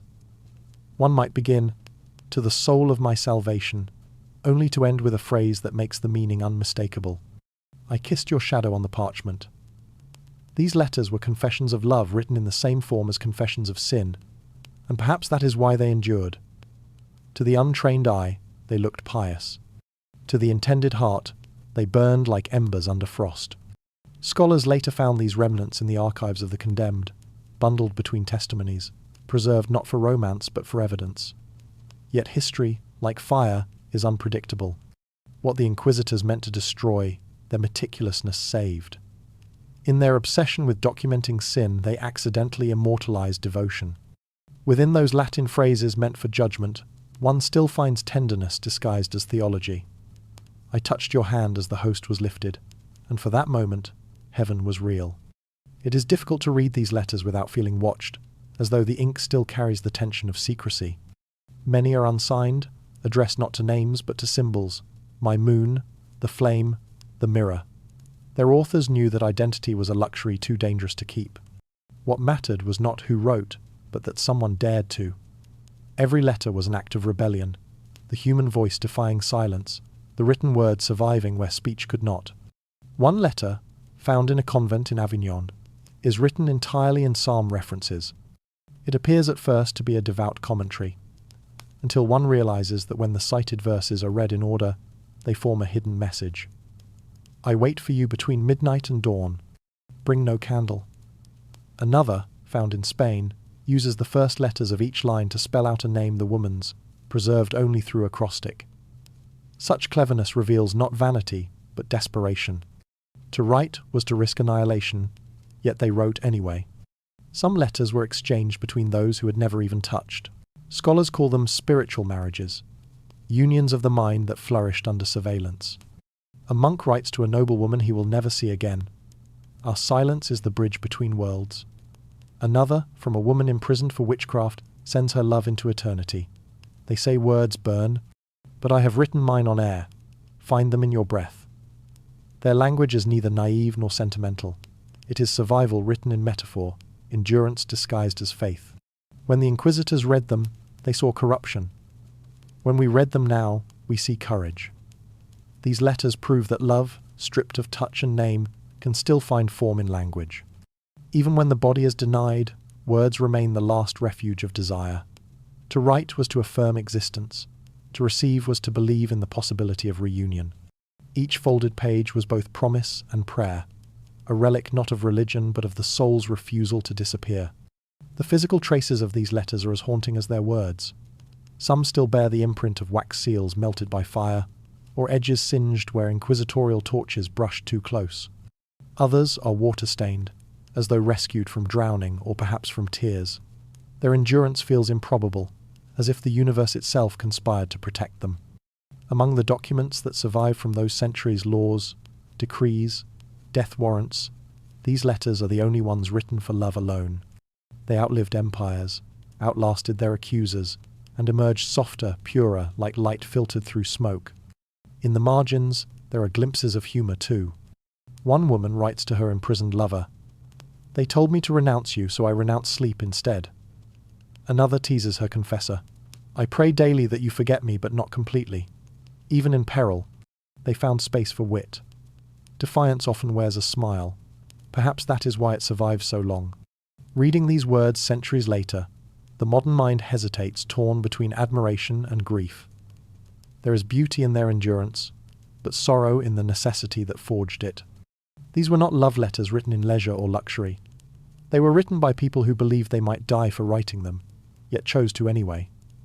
The ink on these pages is less pigment than pulse. It is said that language itself carries memory, that words retain something of the breath that spoke them. If that is true, then these letters still hum with the voices of those who wrote them. You can almost hear their rhythm, slow and deliberate, shaped by candlelight and fear. They speak not only of love, but of the human will to connect, to leave a trace, however small, in a world determined to erase them. They burn the lovers, but the words refuse to die. Now those same words are read in libraries and museums, their meaning reconstructed by scholars who touch them with gloved hands, afraid to damage what has already survived too much. Yet one suspects the letters were never meant for analysis. They were meant to be felt, to be held close, unfolded in secret, read by someone trembling. They are not relics of the past, but reminders that even under the weight of the most relentless cruelty, tenderness endures. As the centuries dim, we find in these ashes a strange comfort. The same fire that tried to consume these words preserved them instead, sealing them in carbon, fusing them into permanence. Love, when burned, does not vanish, it transforms. It becomes what the alchemists once sought, incorruptible, radiant, eternal. Soon, these solitary whispers will find their echo beyond parchment. For love that survives, persecution does not remain quiet forever. It begins to sing. From these letters will rise the ballads and folklore of rebellion, the voices of many, carrying what the few dared to write. In the stillness of village nights, where the firelight flickered softly on thatched roofs and the scent of damp earth mingled with the smoky air, the peasants sang. They sang songs of the harvest, of saints, and of the moonlit fields. But beneath every note, there was a whisper, a secret carried in every chord. These were not mere hymns or simple melodies. They were messages. To the untrained ear, they were tales of devotion and piety. To those who listened closely, they were something much more dangerous. They were songs of rebellion, woven in the fabric of love, forbidden by the very institutions that sought to control their lives. At first, it was subtle. A lover's sigh hidden in the chorus of a hymn, the longing gaze between lovers disguised as a prayer. In the quiet villages, under the watchful eyes of priests and rulers, these melodies could not be silenced. And so, the folk turned to their songs to say what their lips could not. Songs that spoke of love in all its forms, love that crossed boundaries, that defied authority, that lived in the shadows of forbidden desires. The Church, with its insistence on celibacy, sought to suppress these feelings. It called love a distraction, a sin even. The clergy, with their cold stone walls and the weight of their vows, preached a life of detachment. But for the peasants, for those whose lives were woven into the fabric of the earth itself, love was as vital as the air they breathed. It could not be denied, it could not be hidden. Instead, it took refuge in the music they played under the cover of darkness. They sang prayers, but everyone knew the names hidden inside. The saints they prayed to were not always the ones glorified by the Church. No, these songs honoured the nameless lovers who could not speak freely, who had been silenced by the vows of chastity and duty. Every melody carried defiance disguised as devotion. When they sang of the Virgin Mary, it was not always her purity they extolled, but the forbidden love she might have felt, the love that was never written in the scriptures, but lived in the hearts of those who dared to dream of it. Some would say the folk songs were a simple escape, a means of finding solace in a harsh world. But to those who understood the language of music, these were acts of rebellion. In a world where voices were silenced by fear and by power, music became the weapon of the weak. The melodies carried the resistance in a way that words could not. A single note could carry the weight of centuries of oppression. A single song could be the spark of a revolution that no one saw coming. The songs did not just speak of romantic love, but of a deeper, more subversive love. The love for freedom, for expression, for defiance. They were love songs, yes, but they were also protests. The words may have been veiled in metaphors, the names hidden in cryptic verses, but the message was clear. Love could not be controlled, not even by the most powerful of institutions. It was an enduring, untamable force that defied every effort to suppress it. One such song was passed down through generations. its verses filled with the longing of a lover who could not be with their beloved. The lyrics were simple, too simple for the authorities to notice, too simple for anyone to suspect they were anything but innocent. But those who listened closely could hear the anger buried in the melody, the desperation in the singer's voice. They could hear the sound of hearts broken by an unyielding, oppressive system that told them what they could and could not desire. And yet, this music became a form of survival. In the face of such rigid control, these songs offered the people a sense of agency, a way to reclaim their own narratives. In a time when everything was regulated from marriage to desire, from work to worship, the folk song became a sacred space where the soul could roam free. It was in these songs that the peasants found their voice, not just for themselves, but for generations yet unborn, who would one day hear the same songs and understand their hidden meanings. As the centuries passed, these folk songs transformed. With each new generation, they grew more daring. No longer content with merely whispering their desires, the songs began to shout them. Love became a weapon, sharp, pointed, defiant. The melodies still carried the weight of longing and devotion, but they also spoke of power and resistance. The church could not contain the force of the people's desire any longer. Love had become an act of protest, and every tune was a battle cry, echoing from the shadows to the great stone halls of the churches. What began as quiet rebellion in the villages would ripple through the courts of kings and queens.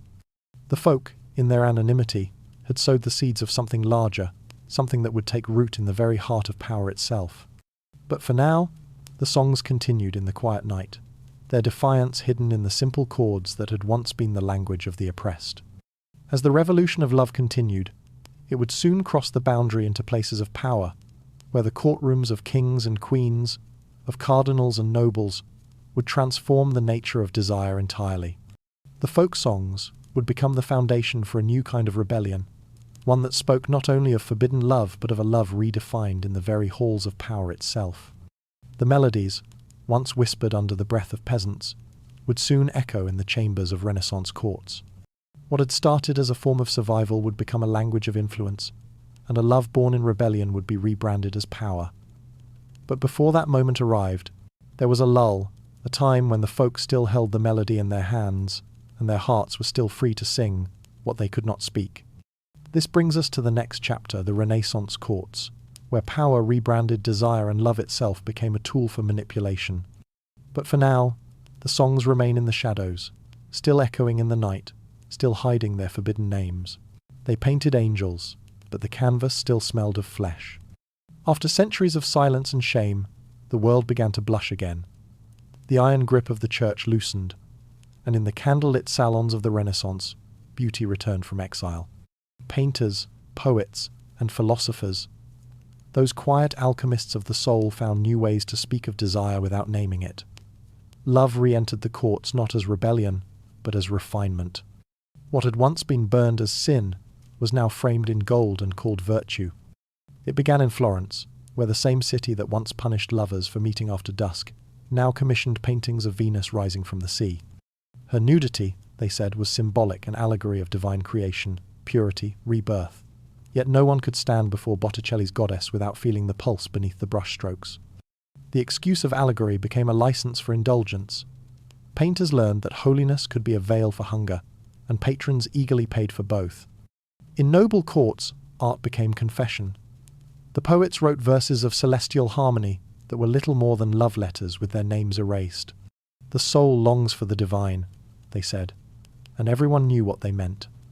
A well-placed metaphor could describe a woman's body as a cathedral, her eyes as altars, her breath as incense.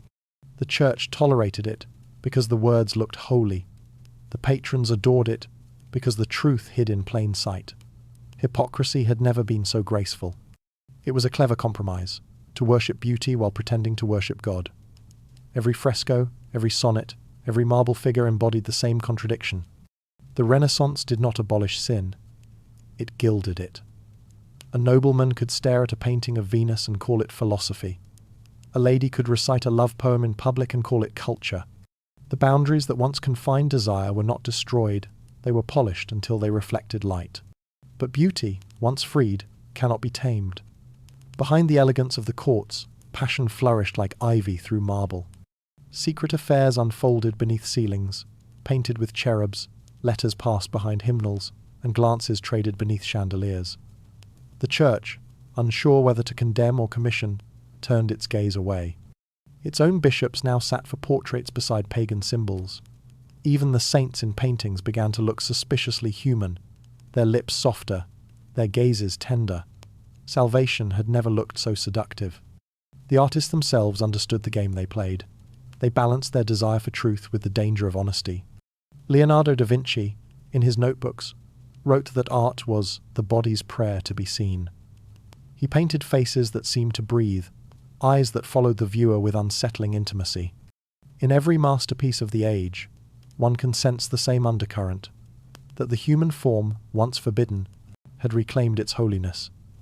Flesh was no longer the enemy of spirit, it was its mirror. The poets went further. Petrarch, still haunted by the medieval fear of sin, transformed his longing into virtue. His poems to Laura were hymns disguised as restraint, each line trembling between adoration and guilt. Others followed, turning private obsession into public art. The language of confession became the language of romance. Through poetry, Europe learned how to desire beautifully, to feel without appearing to. The result was not liberation, but performance, the art of wanting without admitting it. In every salon, love became a subject to be discussed, dissected, dramatized. Courtiers debated whether passion was divine inspiration or dangerous folly. Philosophers argued that beauty led the soul closer to truth. The same society that once flogged lovers now held competitions for the most elegant expressions of longing. But beneath the applause, a quiet unease persisted. The church's shadow had not vanished, it had simply changed shape. Each poem about divine affection carried the ghost of the old warnings. Be careful what you worship. They painted angels, but the canvas still smelled of flesh. Even as art celebrated the human form, it reminded its viewers of mortality. Beauty became a fragile thing, sacred, but doomed to fade. Painters filled their masterpieces with subtle vanitas, a dying flower, a flickering candle, a skull hidden in a fold of silk. These symbols whispered the same moral in different tongues: enjoy the body, but remember it will turn to dust. The Renaissance, for all its brilliance, never forgot the abyss beneath its light. And perhaps that was the source of its power. The age thrived on tension between desire and discipline, faith and freedom, heaven and earth. Artists learned to live inside contradiction, turning hypocrisy into harmony. The very repression that once silenced them now gave their work its depth. Without guilt, beauty might have been shallow. Without sin, love might have lost its ache. The courtiers understood this too. They wore chastity as fashion and temptation as fragrance. A lady could faint from divine rapture, while her admirer spoke of the soul's ascent. A gentleman could write a treatise on morality by day and serenade his lover by night. Virtue became a costume worn over longing, and everyone pretended not to notice the seams. It was a masquerade, both exquisite and exhausting. Yet beneath all the pretense, something real endured. For the first time in centuries, humanity dared to see itself as beautiful.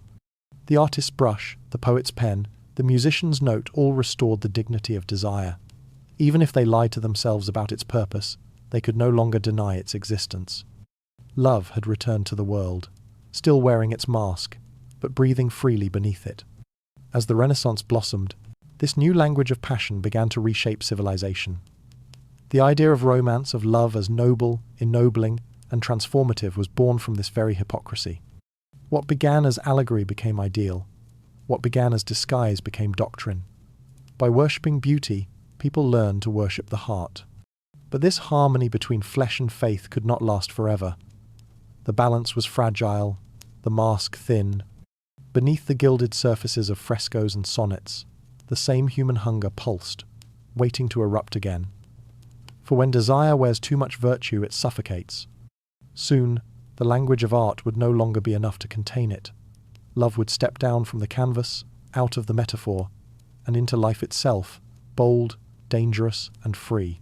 What was once a sin became the soul's purest truth. By the late Renaissance, the mask of virtue had begun to crack. The age that once hid desire behind marble and metaphor now found itself enchanted by the very thing it had tried to restrain. A new kind of philosophy was being born, one that no longer feared the heart, but sought to understand it. From cloisters and courts emerged a language of liberation, crafted not by kings or priests, but by poets.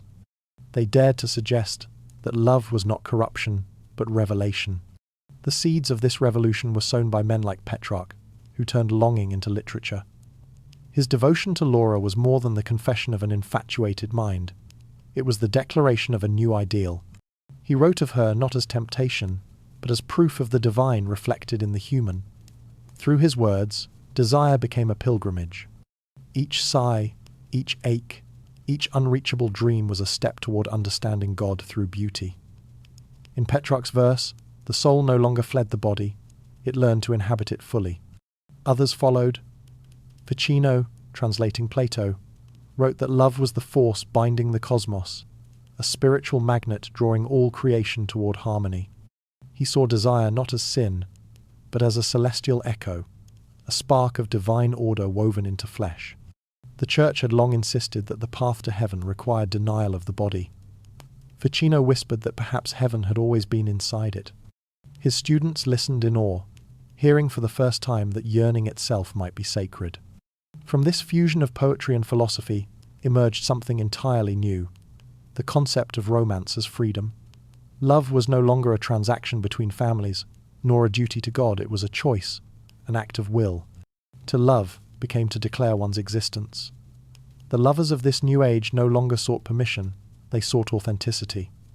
Their rebellion was quiet but seismic, for it shifted the foundation of human identity. Now, the poets spoke of the self as both the author and object of love. The beloved was not merely desired, but seen as a mirror through which the lover discovered their own depth. To love another was to awaken the self. This idea that affection could reveal truth rather than conceal it transformed more than literature. It reshaped the human condition. And yet, the change was subtle, almost invisible at first. The language of devotion still borrowed from theology, but its meaning had shifted. Worship, once reserved for God, was now spoken between mortals. Faithfulness, once demanded by the Church, became a vow of personal integrity. Love took the sacred words of religion and rewrote them for the human heart. It was no coincidence that this transformation unfolded in the same Europe that was rediscovering ancient texts. As Greek and Roman manuscripts resurfaced, so too did older ideas of love eros as inspiration, psyche as soul, Aphrodite as creation itself. The thinkers of the age began to see desire as nature's language, the whisper through which the universe expressed connection. Even the most devout scholars felt the shift. They could not reconcile the beauty they saw in art and poetry with the old belief that pleasure was punishment. Slowly, the medieval wall between sacred and sensual began to crumble. The courts of Europe became laboratories for this new ideal. Letters, poems, and sonnets flowed like rivers through palaces and academies. Lovers began to speak of choice, equality, and destiny. A noble woman might reject a suitor, not because her family commanded it, but because her heart did. A philosopher might write that true love was not obedience, but recognition, two souls recognizing each other as reflections of the same divine fire. For the first time, love became a measure of individuality. The artist translated this philosophy into image. Painters no longer depicted Venus as distant divinity, but as woman warm, flawed, alive.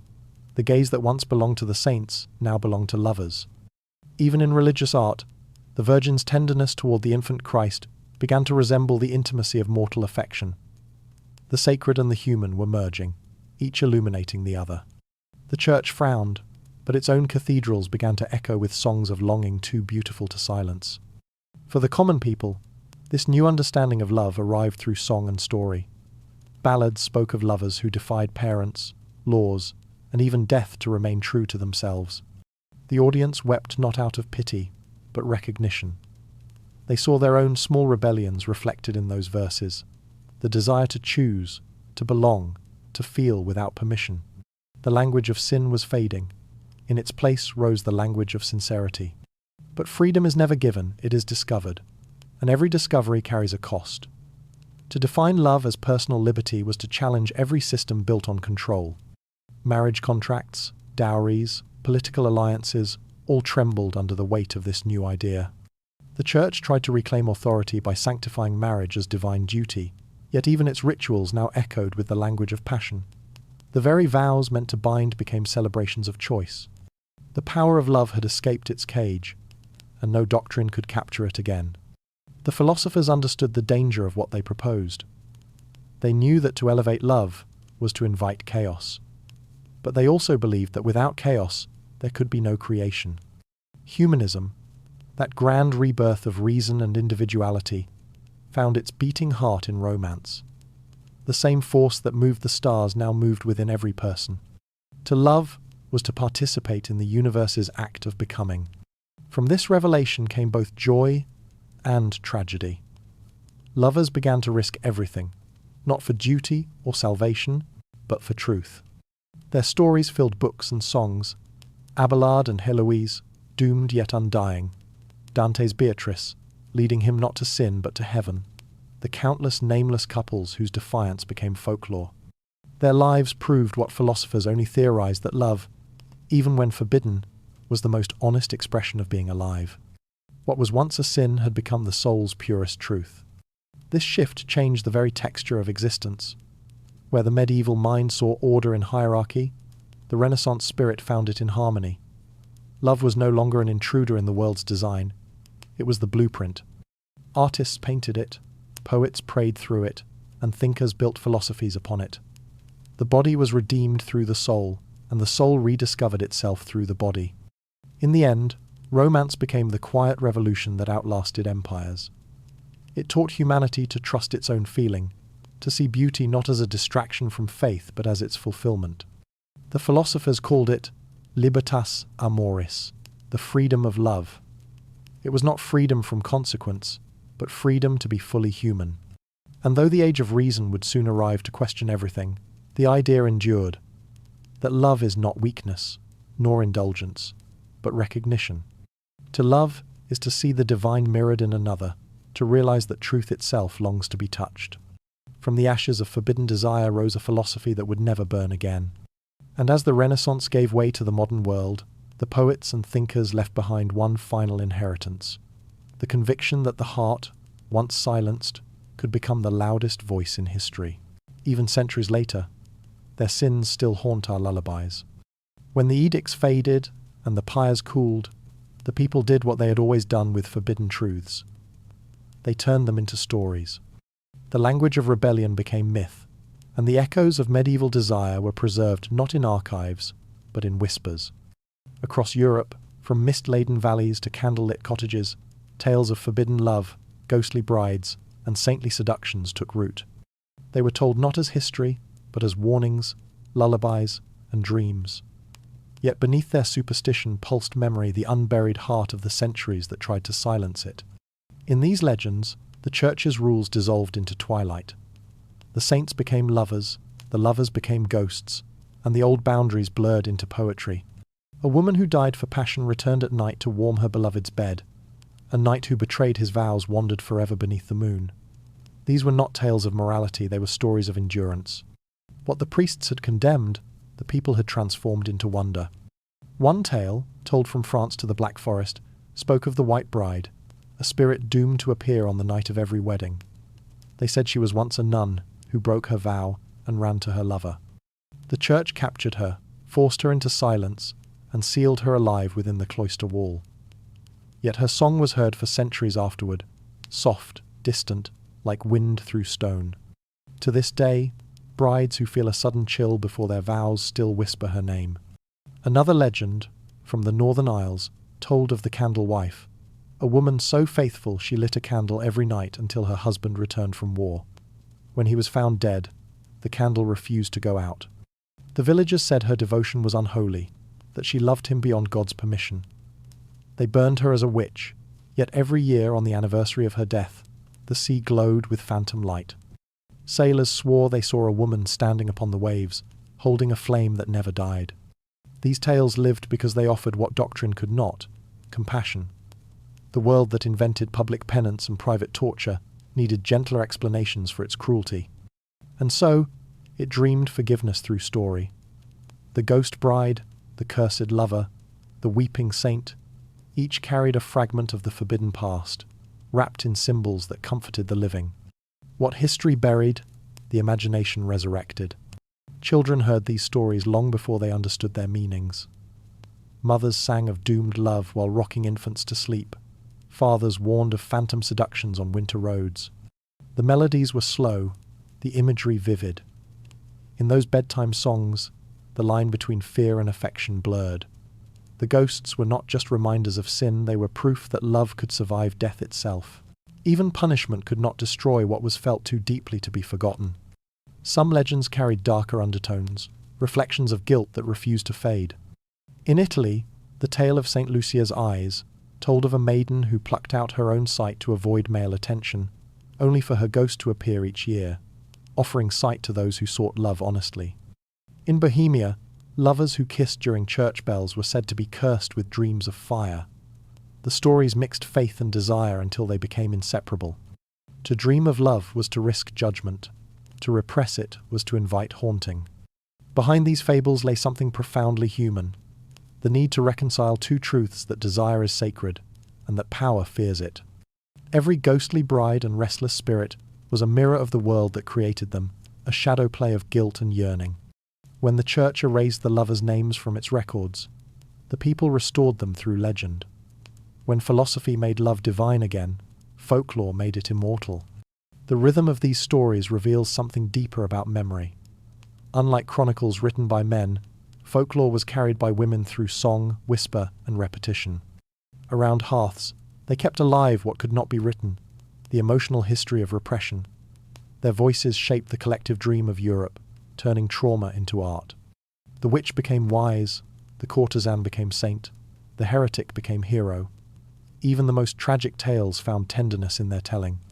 The psychology of these myths is unmistakable. Every apparition, every cursed melody, was an expression of unresolved desire.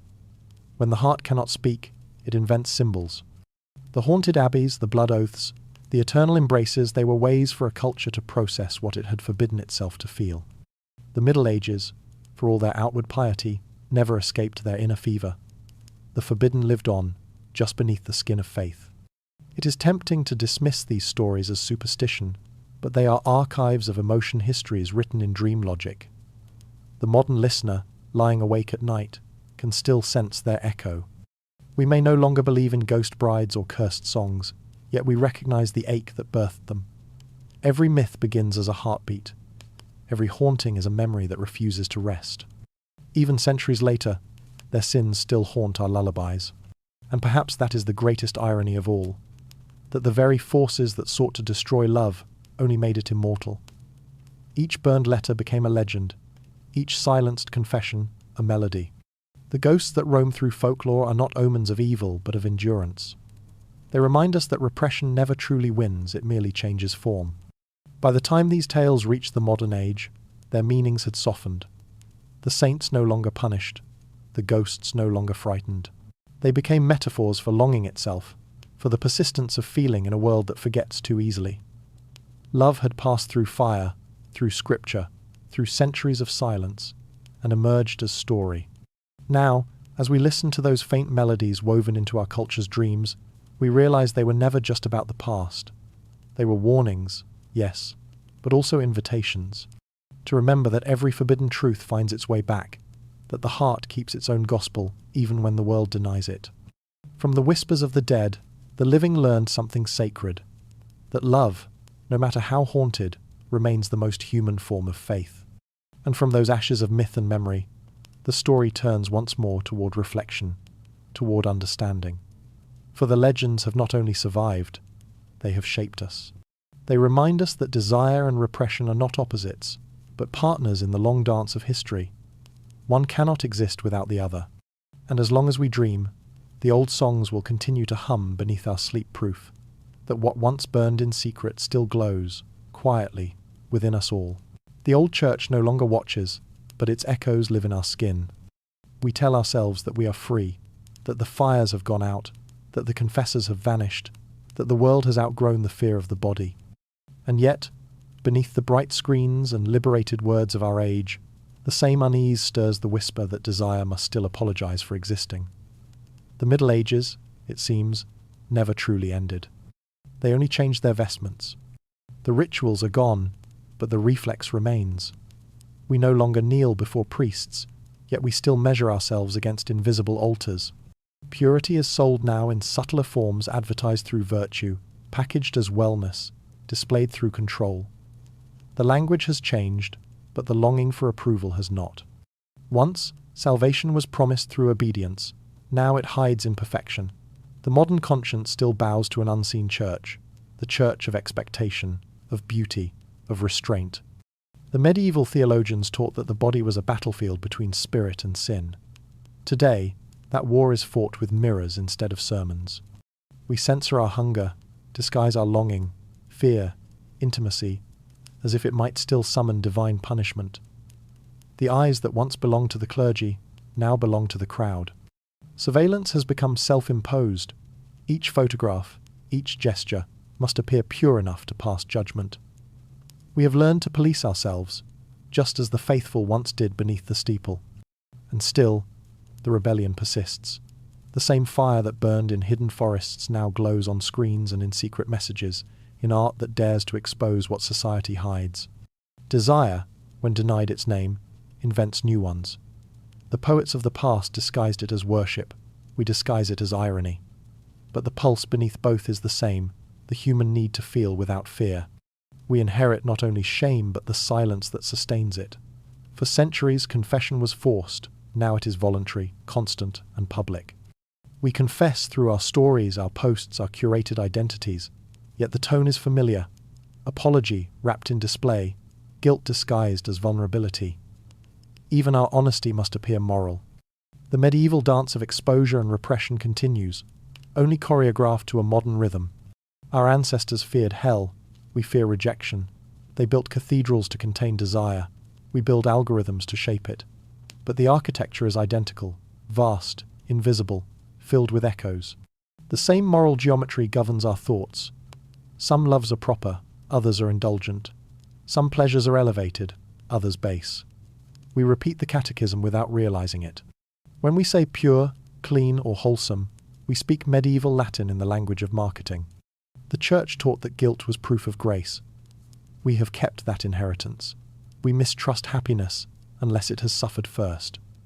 We tell ourselves that pain purifies, that only struggle gives love its worth.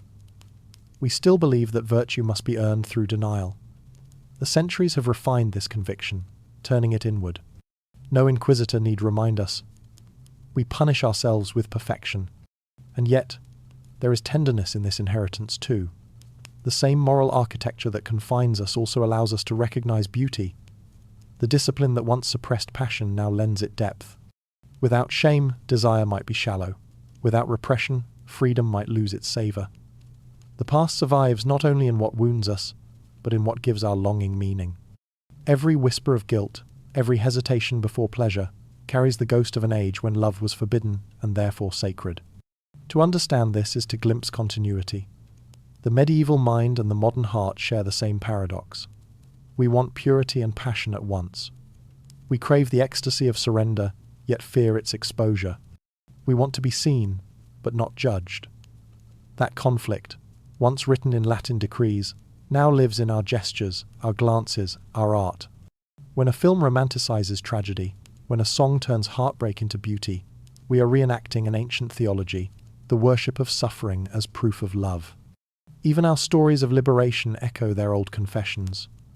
We speak of finding ourselves, as the mystics once spoke of finding God. We call love transformative, as alchemists called it divine.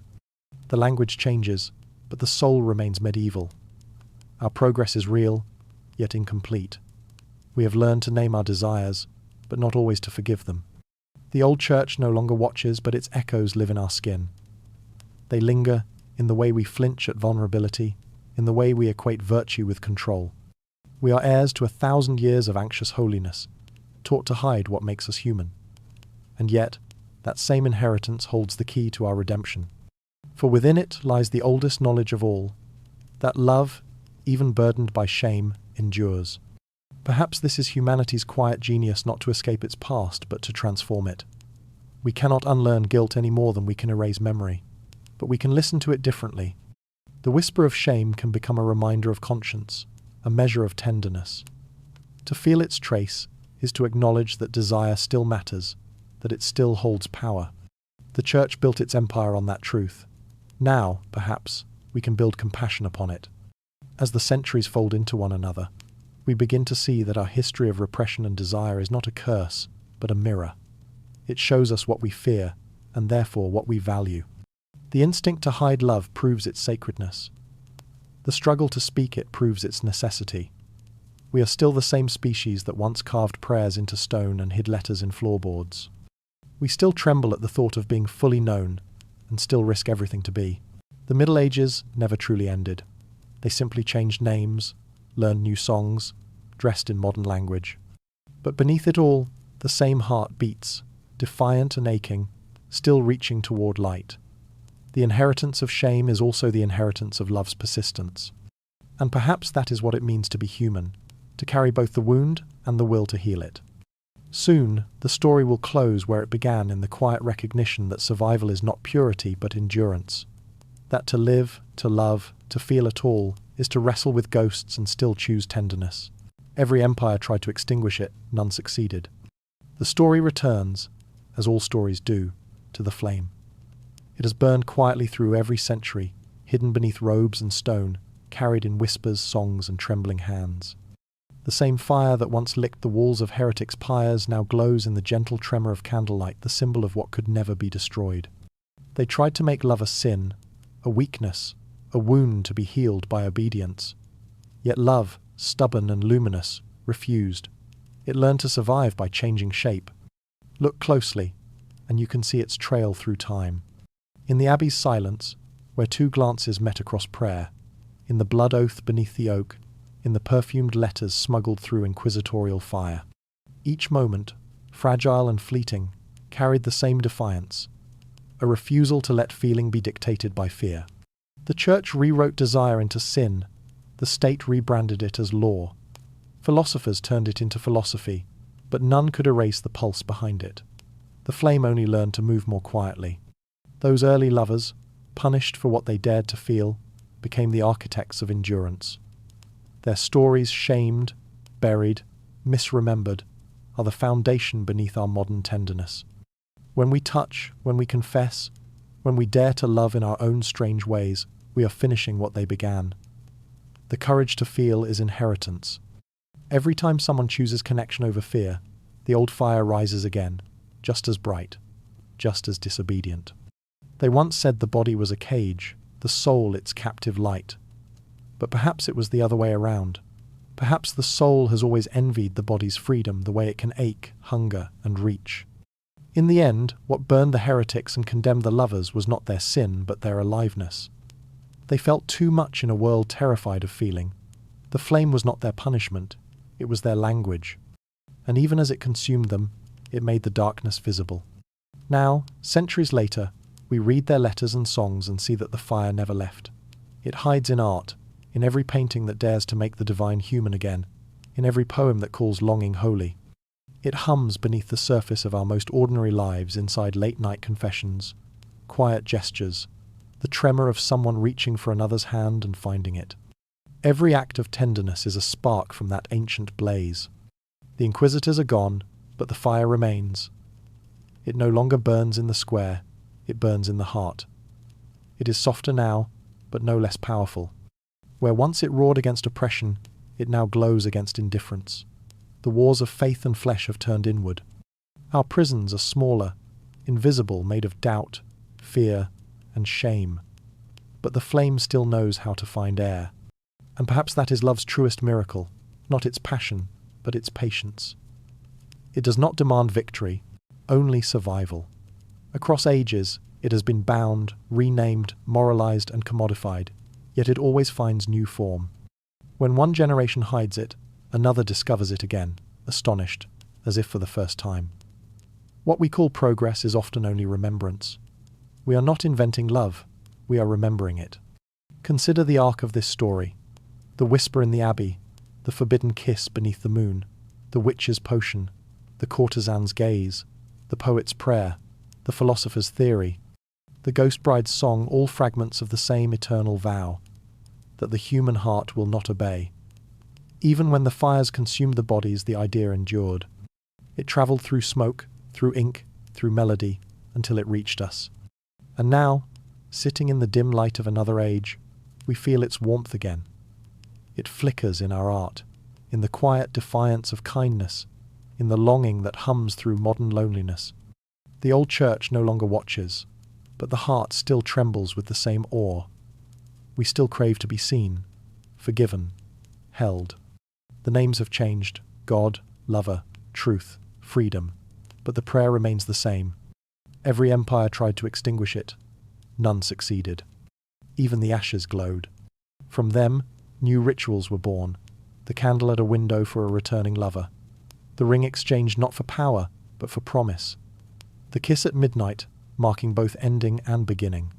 What once was heresy became habit, and habit became tradition. Love's rebellion wove itself into the fabric of civilization, until no one could tell where defiance ended and devotion began. The forbidden became the foundation. There is something humbling in that. To know that every tenderness we take for granted, every embrace without fear, every open confession of affection is a victory paid for in centuries of silence. The lovers who hid in cathedrals, the witches who whispered over herbs, the poets who disguised their longing as metaphor, they were not lost. They became us. Their struggle shaped our tenderness. Their suffering deepened our joy. We are their afterglow. Perhaps that is why candlelight still moves us. It is not just beauty, it is memory. A single flame carries centuries of endurance. It recalls the faces that lean toward one another in forbidden rooms, the trembling of hands bound by prayer and desire. It reminds us that every gesture of warmth is an act of rebellion against a world that once called warmth a sin. Love is the last heresy. It cannot be codified, contained, or justified. It does not belong to religion or reason, to man or to history. It belongs to itself, to the strange, unyielding instinct that makes us reach across darkness toward another's light. Every age has tried to discipline it, to dress it in the garments of virtue or art, but it slips free each time, shedding form after form until only the essence remains. That essence is what survives us all. The empires fall, the doctrines crumble, the paintings fade, but the longing endures. The same longing that shaped prayers, that built cathedrals, that sang through the mouths of peasants and queens alike. It has no theology, no dogma, no final name. It simply moves through us, between us, beyond us. If you listen closely, you can still hear it. Not in sermons or songs, but in the quiet moments when someone dares to care, even when it hurts. The heart remembers what the mind forgets, that the oldest truth in the world is not fear, but connection. The fire still burns because it never truly began in the world, it began in us. And when the last light fades, when even memory dissolves into night, that flame will remain unbound by body, untouched by time, rising again wherever two souls choose to reach instead of retreat. This is the inheritance of centuries, the fire and the embrace. One teaches us to endure, the other to forgive. Together, they are what made us human, and what will keep us so. Long after our names are dust, even silence remembers. The night has returned, and with it, the long exhale after centuries of struggle. The fires are out, the confessions have quieted, and the voices that once filled cathedrals, courts, and fields have all softened into echoes. The world, at last, lies still. The ruins of monasteries and palaces crumble side by side, their stones worn smooth by time and wind. No banners remain, no creeds, no verdicts, only the faint pulse beneath the earth, the heartbeat of what endured. If one listens closely, one can almost hear it, the slow rhythm that carried everything desire, fear, devotion through the centuries. It hums beneath the soil like an ancient lullaby, the sound of history dreaming. The lovers whose names were erased are here too, not as ghosts, but as warmth. Their stories, once forbidden, have become the quiet breath of the world. Each ruin, each candle guttering in a forgotten chapel, is an organ of memory still beating after the body has gone. The camera drifts through them, the arches open to the stars. The mosaics faded but unbroken, the altars now home to moss and rain. In the stillness, one understands that time has never truly conquered anything. It only changes the form of remembrance. The letters that once burned in inquisitorial fire now glow in the veins of trees. The melodies once whispered in taverns now live in the rhythm of the sea. nothing was lost. It only changed languages. History sleeps, but not like the dead. It dreams. It dreams of the hands that touched in secret, the eyes that met through candlelight, the voices that spoke when silence was law. It dreams of the pulse that no empire could command. And in those dreams, everything that once seemed opposed sin and sanctity, flesh and faith, lies peacefully side by side. The war between them was never won. It simply tired and lay down. The flame flickers low now, but it is no longer a warning. It has become comfort. What once illuminated punishment now illuminates peace. The fire that once burned in rebellion now glows in quiet acceptance. The understanding that all things, even those scarred by shame, were only trying to love. The monk who denied his longing, the witch who died for hers, the poet who turned guilt into beauty, all of them were pieces of the same prayer, fragments of the same yearning. Even silence remembers. The night does not judge, it only listens. It carries the voices of all who spoke, sang, wept, and whispered across the centuries, blending them into a single breath. If one could translate it, perhaps it would say something simple. That love was never a sin, only a mirror. That every act of desire was an attempt to feel divine in mortal skin. That the history of shame is also the history of courage. The centuries that followed forgot the details but kept the rhythm. The same heartbeat that guided the first hands to reach across forbidden distance now beats in the quiet moments of modern life, in the late-night messages, the soft apologies, the steady warmth of someone staying when they could have left. We inherit not their pain, but their persistence. What they began in defiance, we continue in tenderness. If there is a heaven, perhaps it looks like this. Not golden streets or choirs of saints, but an endless archive of gestures, the brush of a hand, the glance that lingers, the laughter shared in danger, the eternal library of what it means to care. And within it, all the lovers forgotten by history rest at last, not as names, but as rhythm, as the pulse that keeps the world from freezing. Their stories no longer need to be told. They have already become the silence between words. Outside, the wind moves through the ruins like breath through sleeping lungs. The night is vast, but not empty. The stars hang where once the cathedral candles burned. Everything that was once sacred, forbidden, feared, or worshipped has dissolved into the same gentle light. Even the ashes glow faintly, as if remembering the warmth of hands that once held them. Perhaps that is what survival truly means, not victory, not purity, but presence, the simple endurance of feeling, the quiet refusal to disappear. Humanity, for all its cruelty and confusion, has always carried this one unbroken thread, the need to reach, to connect, to love. It has guided us through wars, inquisitions, renaissances, and silences. It will guide us still, long after our own words are dust. And so, the story ends not with conclusion, but with continuation. The fire does not vanish, it dims, then deepens into ember. The lovers fade, but their warmth remains. The centuries fold softly over them like a blanket. The wind hums, the heart answers, the rhythm goes on.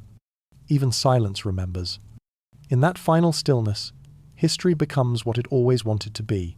Not a record of power, but a lullaby for the living. The old prayers dissolve into breath, the old sins into touch. The ruins rest, but the pulse beneath them keeps time steady, human, unafraid.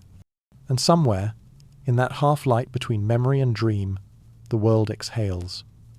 The story of love, of guilt, of resilience and return settles into quiet peace. Nothing needs to be said anymore. The fire flickers once, twice, then steadies. The camera lingers. The heart keeps beating. Even silence remembers.